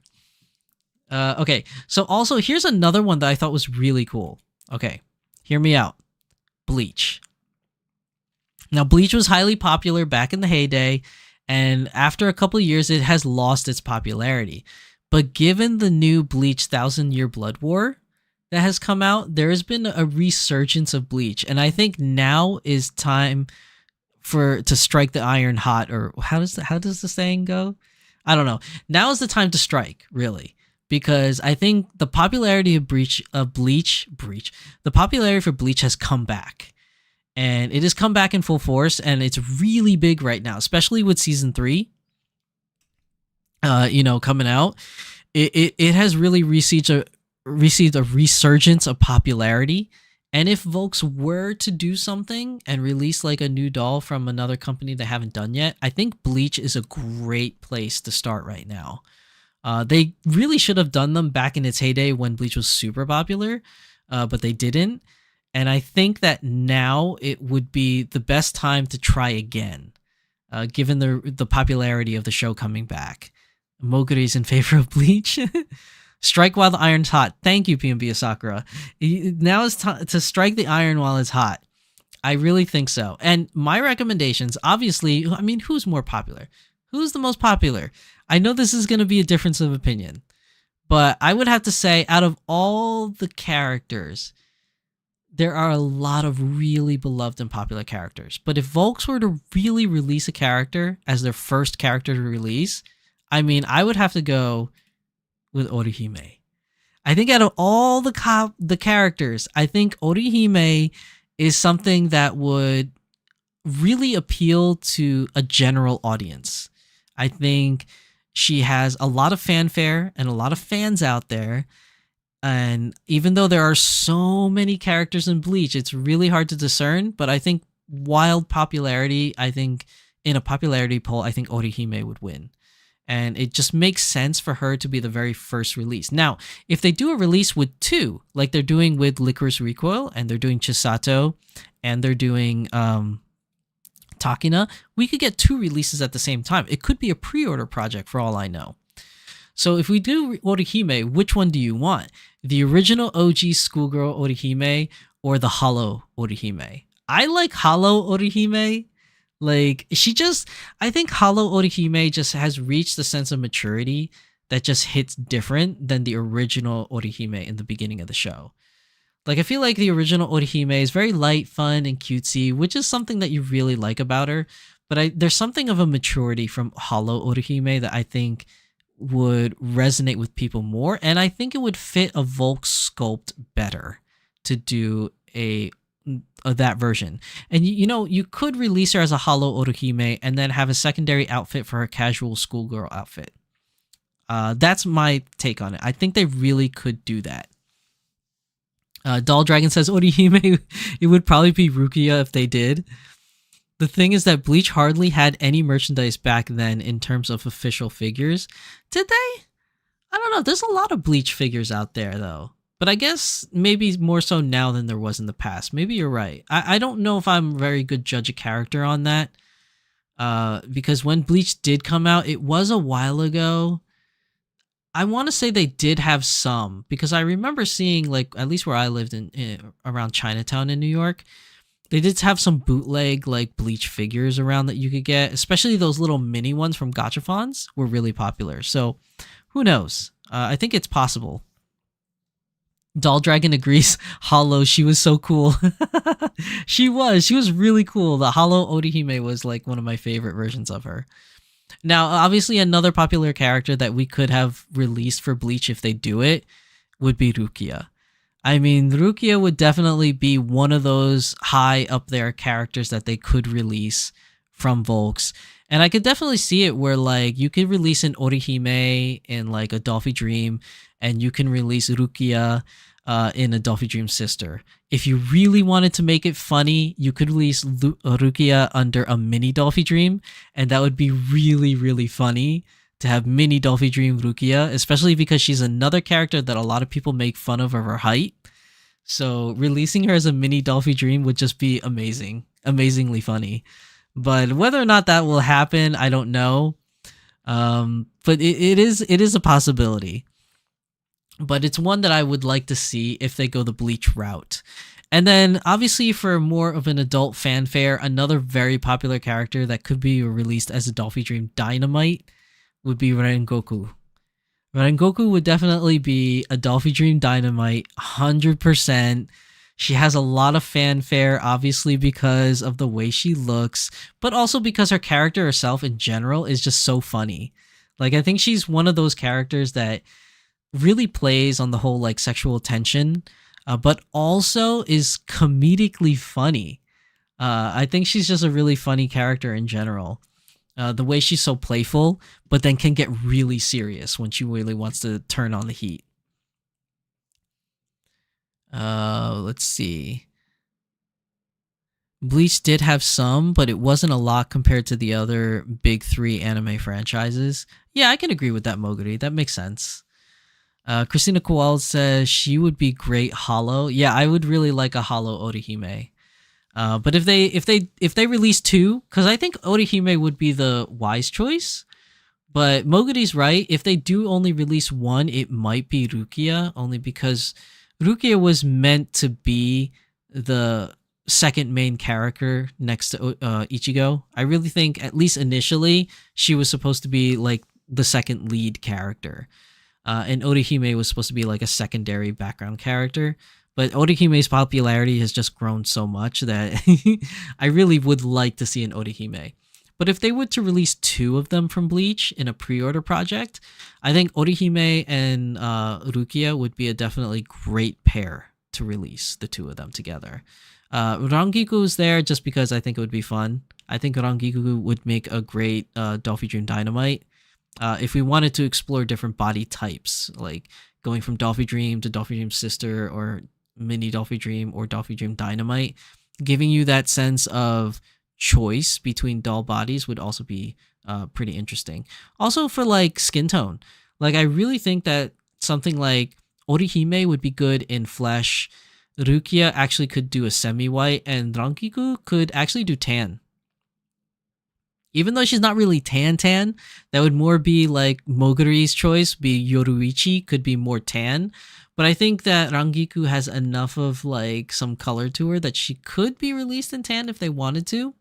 But if they're going to do a tan, I think Moguri's right. Yoruichi would be a much better choice if to release in tan.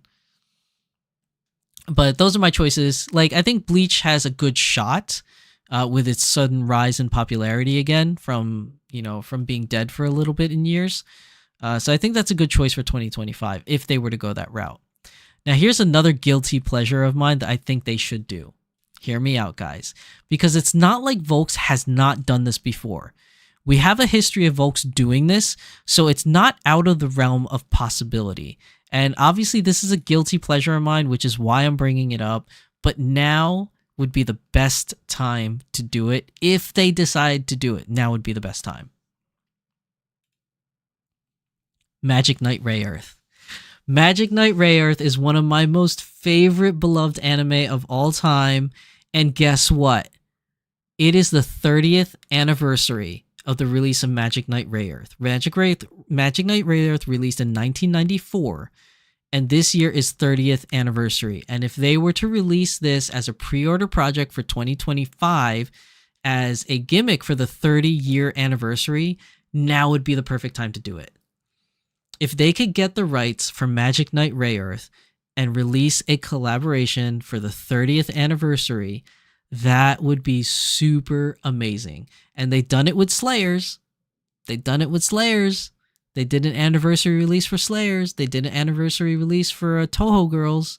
So why not? Why not Magic Knight Rayearth? I think it's doable. I think this is not out of the realm of possibility. Like they have done older shows before, like Tsukihime is another old show that they decided to release a character. Although that's a bad example because CL didn't sell very well. She really didn't sell well because it's an older anime that many people did not know about.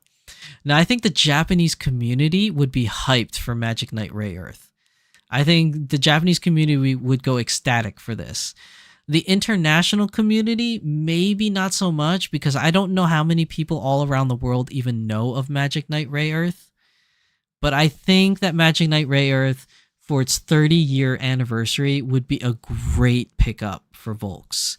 And obviously, the 3 main characters have to be released. It would be hard to release just one and not the others. Now, whether all 3 gets released in one pre-order project or one click war, that might be stretching it. It might be expanded throughout a couple of them. Like you might get 2 of them in the first and then a third one as another release. But obviously Hikaru, who's the main character, would probably get the first release, if any release, only because she is the main character.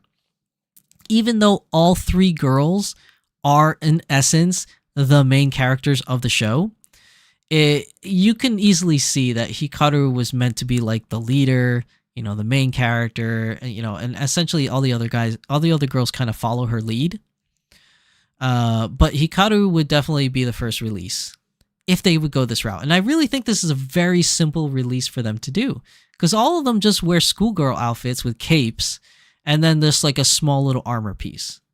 Like you're not really asking for much, and the sculpts are very easy to do, and the hairstyle is very easy to do. I think this is very easily within the realm of possibility for Volks, and given that it is the 30-year anniversary, I mean, like before, strike while the iron's hot, man. Like I think Magic Knight Ray Earth has a good shot of getting a 2025 release if Volks, cares about those kind of things, which they have shown to do in the past. So why not it happen for this show? I feel like it could. It's a possibility. So obviously Hikaru, who is like the leader with fire, and then you also have Umi that could be released, and my favorite is Fu. I'm a huge Fu fan. I would love to get a Fu. I would really want a Fu, but I know this is a long shot and it's a guilty pleasure of mine, but 30-year anniversary. They're already advertising it in Japan. There's all these like 30-year anniversary Blu-ray editions, 30-year anniversary statues that are coming out. I mean, for Volks to do a Magic Knight Ray Earth collaboration for the 30-year anniversary, I think is a great opportunity that they could take if they so choose to go that route, which I hope they do. I would love for them to do it, but this is probably a show that's not on their radar. If I'm being brutally honest, it's probably a show that's not on their radar at all. But I would just love it to be. If I could have my way, I would really love it to be. Let's see. Moguri says, I'm surprised they didn't release a Lin Minmay Dolphy from the original Macross. Dude, it's possible. I mean, so we had Cheryl, we had Ronka. I mean, you could do a Lin Minmay. Lin Minmay is very popular and is a very doable character to release. I don't know what their contract with Big West is, but I mean, considering the fact that Ronka and Cheryl sold fairly well comparatively, Ronka barely sold. And then the other girl from Delta, I even forgot her name. The girl from Delta didn't do very well either. So based upon the sales history alone, which I'm sad to say was very lackluster compared to other shows, I feel like it would be a hard sell for them to release a Lin Minmay. I would love for them to do so. Even though Lin Minmay, surprisingly enough, is not one of my favorite characters, the one I would like to see from the original Macross series is Misa Hayase. Misa is my favorite character of all time through Macross. I know that's a very unpopular opinion, and she would never, ever get a Dolphy Dream release. If anything comes from the original Macross, it would definitely be Lin Minmay for sure. But I'm a huge Misa Hayase fan, and I would love to have a Misa Dolphy Dream if they do original Macross characters, which they more than likely won't. But it's a good idea. I just don't think they would do it.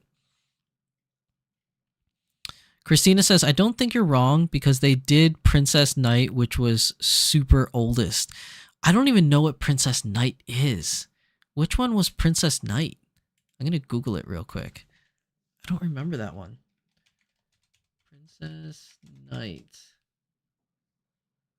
Oh, that one. Yeah. They did, but that one wasn't in vinyl. Didn't they do that as a resin release? I believe Princess Knight was a resin doll release. I know Tempest Strife would know this. But I think she was a resin. They made super Dolphys for Princess. Yeah, see? Yeah, it was definitely a resin release. I remember seeing the advertisements for that for sure. But yeah, that is an old doll, and they did go that route, so it's not out of the realm of possibility. But I think this is just a guilty pleasure of mine. I would love to see Magic Knight Ray Earth, if at all possible. Now, another show, obviously another guilty pleasure of mine that I would like to see, and it's not like we haven't seen customs of this already, but Violet Evergarden.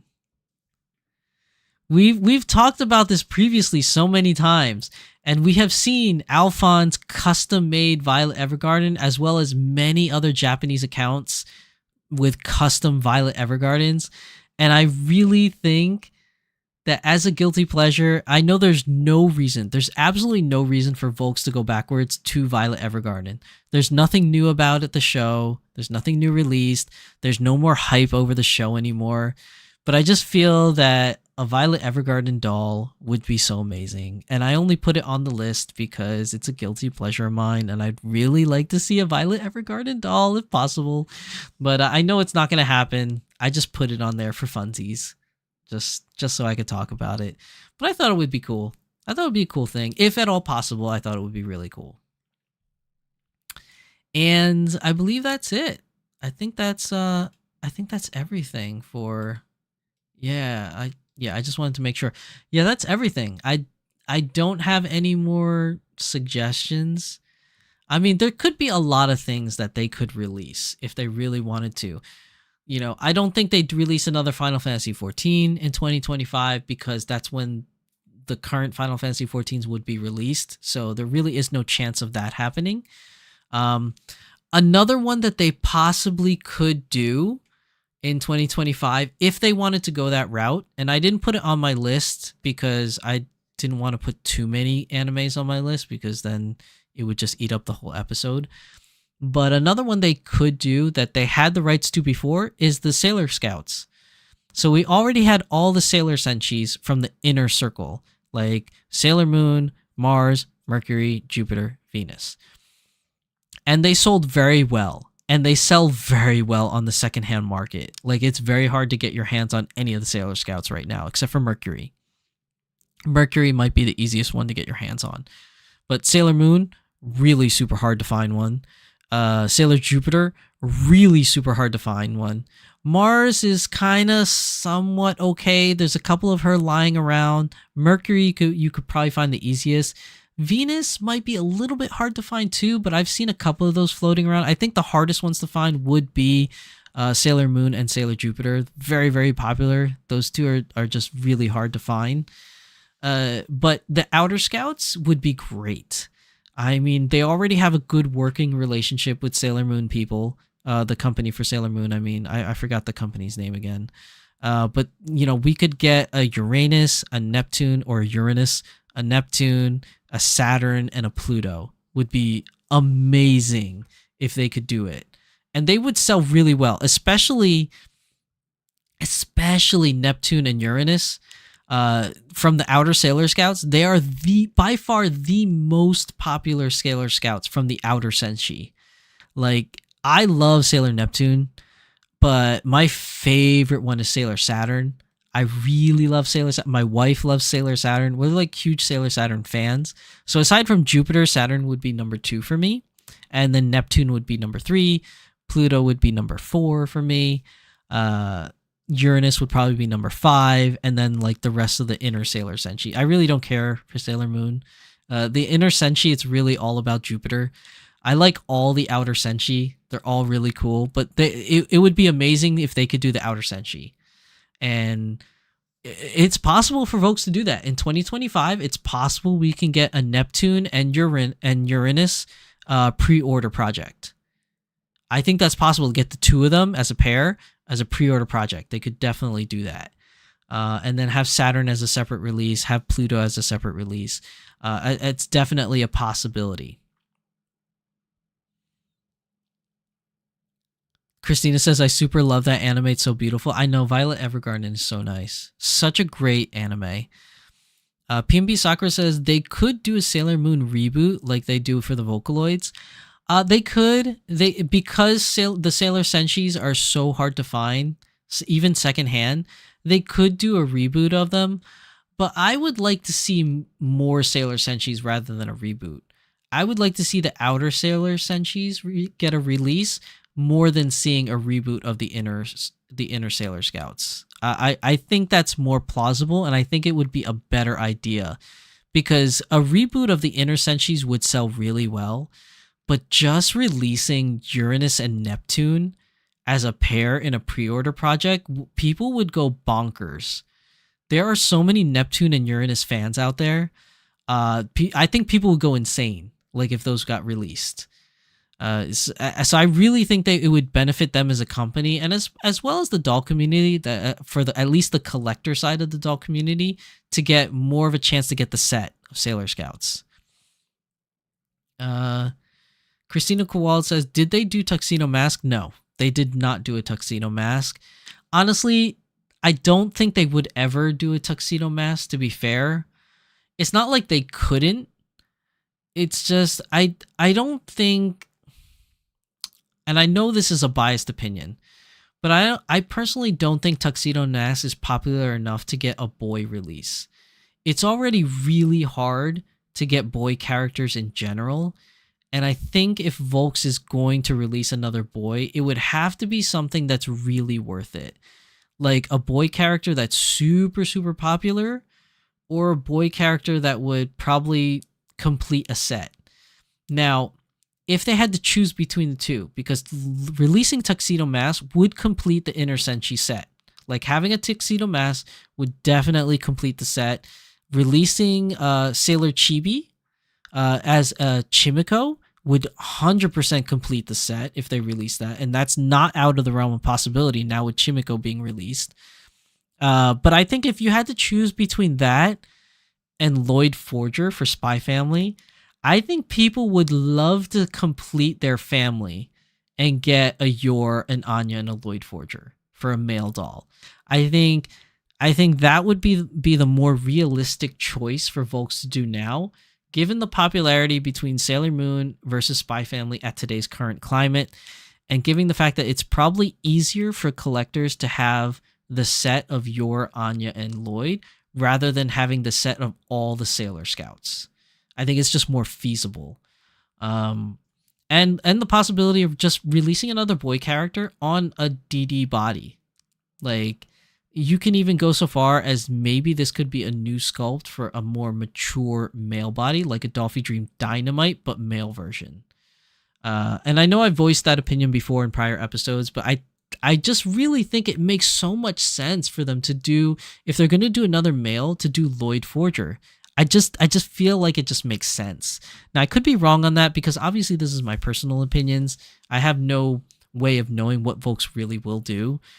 I just think that, like, out of all the male characters that exist, what would make it really worth it right now?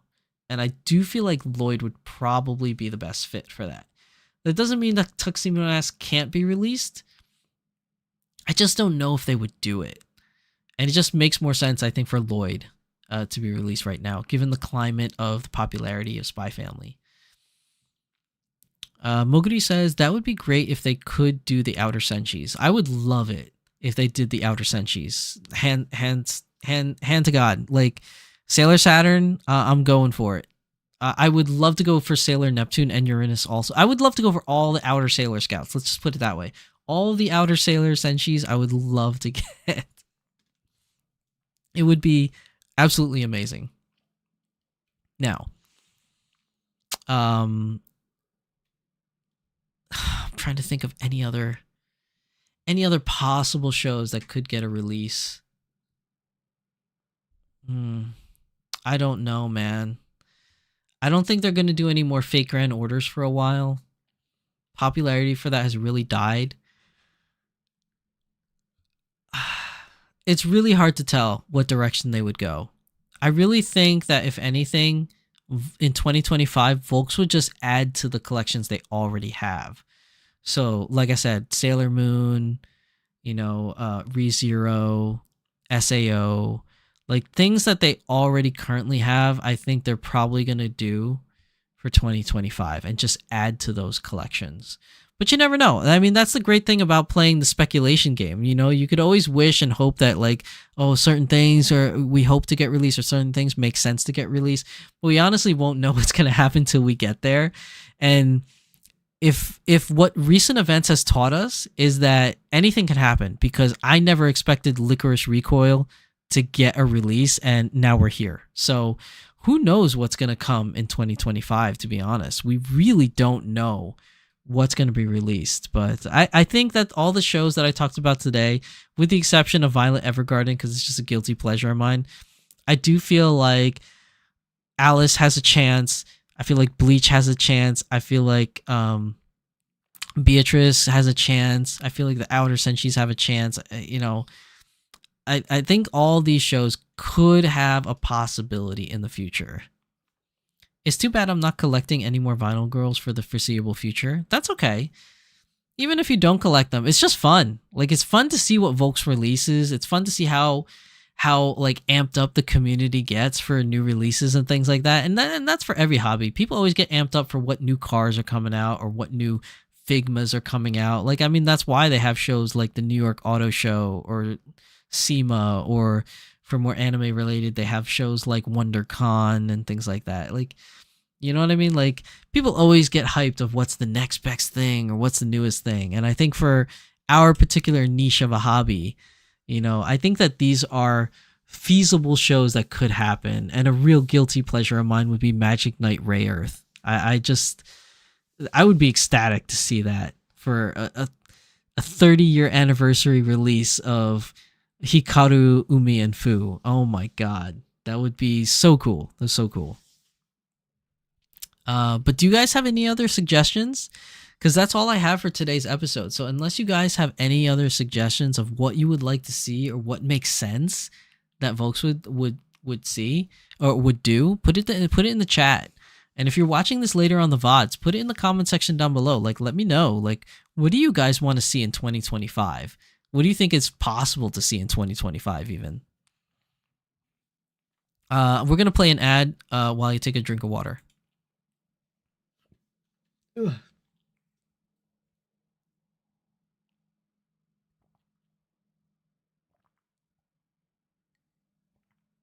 Ooh.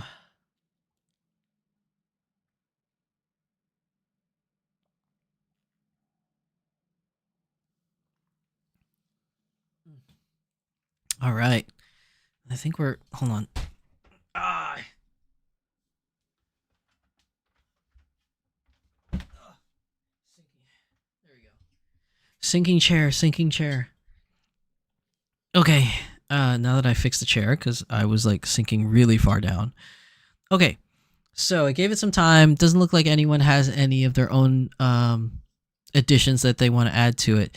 So what we're going to do, just like always with Beyond the Doll, I'm going to go to the next section, which is Shizu-san's Anime Corner.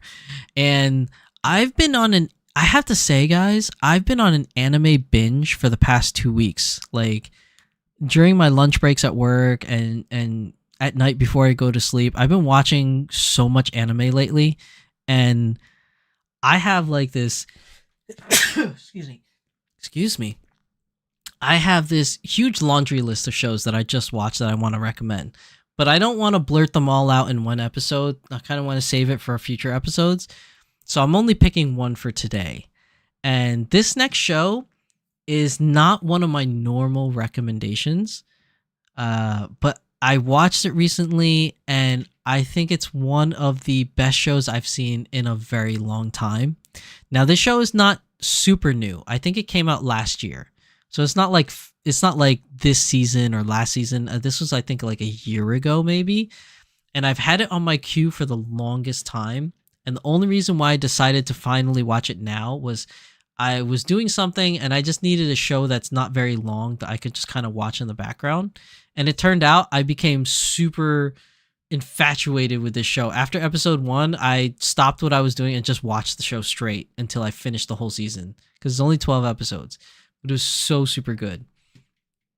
And that is Tomo-chan is a Girl. Tomo-chan is a Girl is probably one of the most wholesome, innocent, romantic comedies that I've seen in a long time. Like, a lot of romantic comedies that's been released lately are very good, but a lot of them really play on sexual tension. And don't get me mistaken, this one does too, but like a lot of the shows like Rent a Girlfriend, they get really into the sexual tension, whereas in this show I think it's more innocent. It is so wholesome, and I feel like the way that Tomo-chan feels about how she wants to be treated by the boy that she likes, I feel like it's just so innocent and wholesome. And I know I said that so many times and I repeated myself so many times because that's really how I feel. And it's been a while since I've watched an anime like so innocent and wholesome. Like, I have no other way to explain it. Like, most anime get a little too lewd. Most anime play into the sexual tension in a way where they really get sexual themes. They don't show anything, but like it really gets into those themes where sometimes it's like, ooh, that was a little far, but it's kind of saucy and it's kind of fun. But in this show, it's just so like she likes this boy. The boy doesn't even know her as a girl. Like he just thinks that she's one of the dudes, she's one of the buds, and she just wants to be seen. She just wants the attention from him. And it's just so funny because she doesn't know how to act around him. And her friends, you know, try to help her, but her friends also have their own devious ways of helping her. It's not like they don't help her. Like her other friend over here, Suzune over here, she is probably like one of my favorite characters of this show, aside from Tomo, because the night and day of her and the way she reacts with Tomo-chan and then versus everybody else in the show is just so good. And then the blonde hair chick over here, I forgot her name, Carol, I think it was. She's just really funny. And in a couple times in the episode, she kind of throws you into a loop of who she really is. Like sometimes you're just like, oh, she's this type of character. Okay. And then like at some point in the show, you're just like, oh, wait, what kind of character is she? She's like throwing me for a loop. But then like you kind of go back into another. It's her character's kind of confusing, but fun. It's confusing, but fun. Oh, I don't know what happened. But Tomo-chan herself is just really good. It's such a great show. And if you're like me and you had it in your queue for a long time, but was kind of on the fence about watching it because you're like, oh, it's probably really dumb and like campy or whatever. It's not. Like, I don't know. In my personal opinion, again, it's so innocent and wholesome. And it's been a very long time since I've seen a show like this that made me feel this way about the characters and about the topic. Like I think and this is going really old school. I think one of the shows that I felt the same way about is a really old show called Kimaguri Orange Road. Now, I don't know how many of you actually know this show because it's very old and it wasn't a popular show, but Kimaguri Orange Road had such an innocent feel to it and of a comedic love story that it was so good. And it reminded me, and it brought Tomo-chan as a girl brought back feelings of Kimaguri Orange Road for me. I'm trying to think of any other show that kind of felt this way. There isn't many. Maybe like Suzuka about the track star girl. Like that one was pretty wholesome and it felt pretty lighthearted and and innocent. But yeah, Tomo-chan is a girl is so good. And even the male character that she falls in love with. I mean, I forget his name now because I really only remember Tomo because Tomo was just such a presence on this show. The male lead is just, he's really funny of how he reacts to things in this show is pretty awesome. And there was another show I really wanted to talk about today, but I wanted to save it. I wanted to save it for the next Beyond the Doll because it was also another one that was really, really good in my opinion. But I think for today's episode today, I will talk about Tomo-chan as a girl. And I highly recommend that if you had this in your queue for a long time and you weren't sure and you were on the fence, they should definitely watch Tomo-chan as a girl. It's so good. And it's also only 12 episodes, so it's not like I'm recommending you like something that's already on season 3 or something like that. It's very easy to get into and it's a quick watch, and I think it's great. And another good thing about Tomo-chan as a girl is the show, if it ended the way it ends now, I'd be totally fine with it. There doesn't need to be a season 2 for this. As much as I think it would be fun to see a season 2, I think they should just stop with just one season. I think this is a one-shot hero kind of thing, like One Shot the Dream. It is just so good the way it is, and it ended really well. Like I was very satisfied with the ending. It's not often that I say that because usually shows are so good and then at the ending it just falls off because there's so much build up to the story that when you finally get to the end, it's really hard to fulfill everyone's expectations. Just like the same thing with Game of Thrones. Game of Thrones, everybody lauded as like such an amazing show, and then it fell off at the end. You won't find many people that enjoyed the way the show ended. And I feel like Tomo-chan is different. Tomo-chan is one of those shows that it was great throughout from beginning to end. It was amazing. And it doesn't need a second season. If they wanted to milk it, they could make a second season. But I think it's good right where it is. It's a nice short anime that you can watch, that you can enjoy from beginning to end and feel satisfied with the way it ended, and you don't need any more of it. That's my personal opinion on it. I think it's just overall really good. Moguri says, "Oh my god, I love the manga. It's hilarious." Christina says, "Yes, that is a great show." Moguri says, "Carol is my favorite. She's super funny and not to be expected as an Ojo-sama character." Well, I mean, I don't want to spoil it for people, but since you've watched it, Moguri, I think you know what I'm talking about when, like, Carol kind of throws you for a loop because you think she's one way of a character and then something else happens and then another thing happens and then you're like, wait a minute. I thought I understood what this character was about. And then it's just kind of like, yeah, it's pretty funny. Christina Kowald says, "It reminds me of Card Captor." Oh, or I think you meant Card Captor, but you put Card Capture. I think you mean Captor. It's probably like a typo. I don't know. Is it like Card Captor? I mean, I didn't watch enough of Card Captor to really make a good statement on it, so I'll have to take your word on it. I've only watched a few episodes of Card Captor Sakura. I didn't really deep dive into that show, so you would probably know more about it on its similarities than I would.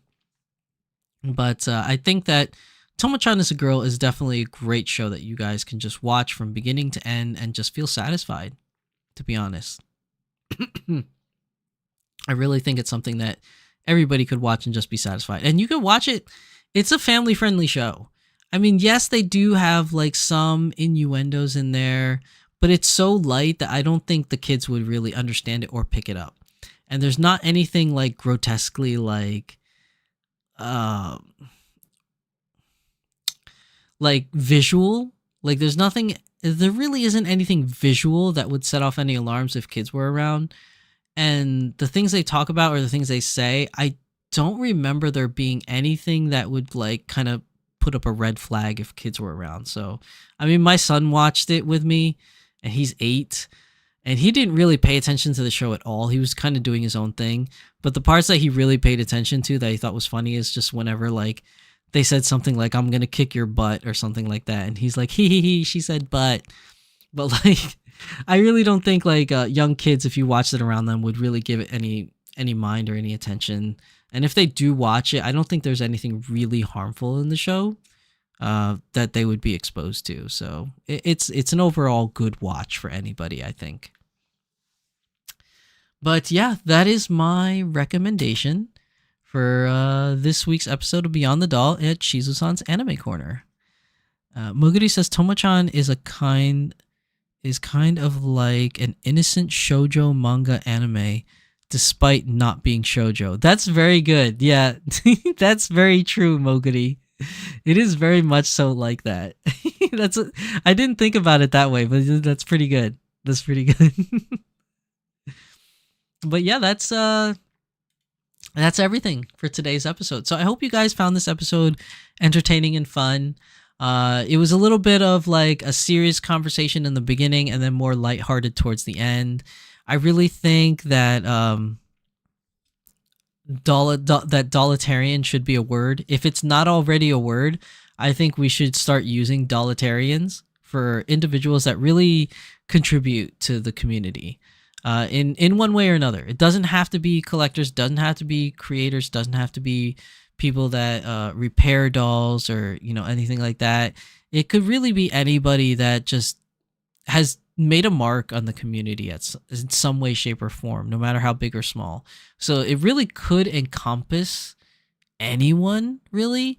But just think about it. to yourself. Think about the people that you know. Think about the people that you met, and maybe what they may have done for just you or just the community or whatever. Like, it could just be somebody that just like has gotten you into the hobby, like, because that itself makes you a Dollitarian. Like, I think if you have expressed your love and passion for this hobby enough to influence another person to really see the hobby for what it is and actually enjoy it themselves, you've already been a Dollitarian at that point.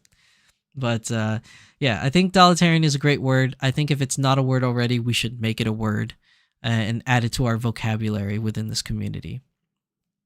And then as for future dolls, I think we had a great discussion of what could possibly come. There's some exciting things that we could see in 2025. And I think all the ones that I mentioned, aside from Violet Evergarden, really do have a chance or a possibility of actually happening in 2025. But we won't know till we get there. So we'll just have to wait and see. But thank you everybody for coming for today's episode of Beyond the Doll, episode 47. Wow, we're getting close to 50 for Beyond the Doll. That's a big milestone. I don't know what I'm going to do for episode 50. We'll have to think about it. But that's everything for today. So unless anybody have anything else to say, I think that we are going to call it a night.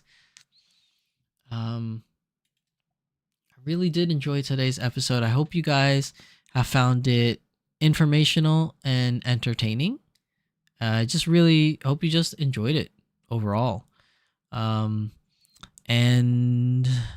next week, next week is the day after Halloween. I don't foresee there being any issues, so I should be able to live stream next week.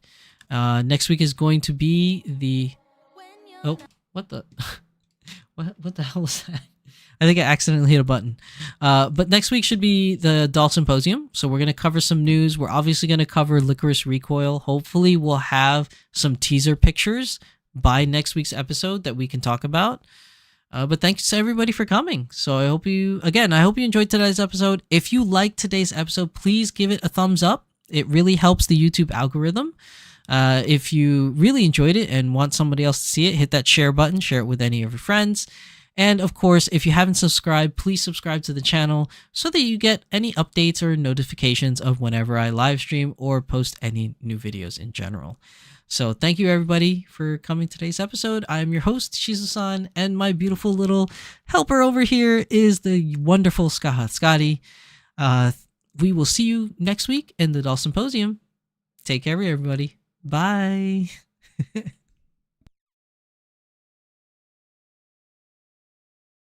I've been cynical, oh so cynical. Never thought somebody could save me from another fall, from another scar. But I'm all healed up, standing steady. I couldn't see colors, it was all in gray, till you showed me every shade. Now I feel like summer on a rainy day, like there's nothing left in my way. So if I ever lose my mind, I'll be fine, 'cause you're my silver lining. And if my world comes crashing down, I'll be fine, 'cause you're my silver lining. Yeah, you shine like a ray of light. Cutting darkness out of my life. I'm alright again, like a child again. Now the universe is a wonder. I don't care where we go, don't care what we do, as long as you're with me and I'm with you. I couldn't see colors, it was all in gray, till you showed me every shade. Now I feel like summer on a rainy day, like there's nothing left in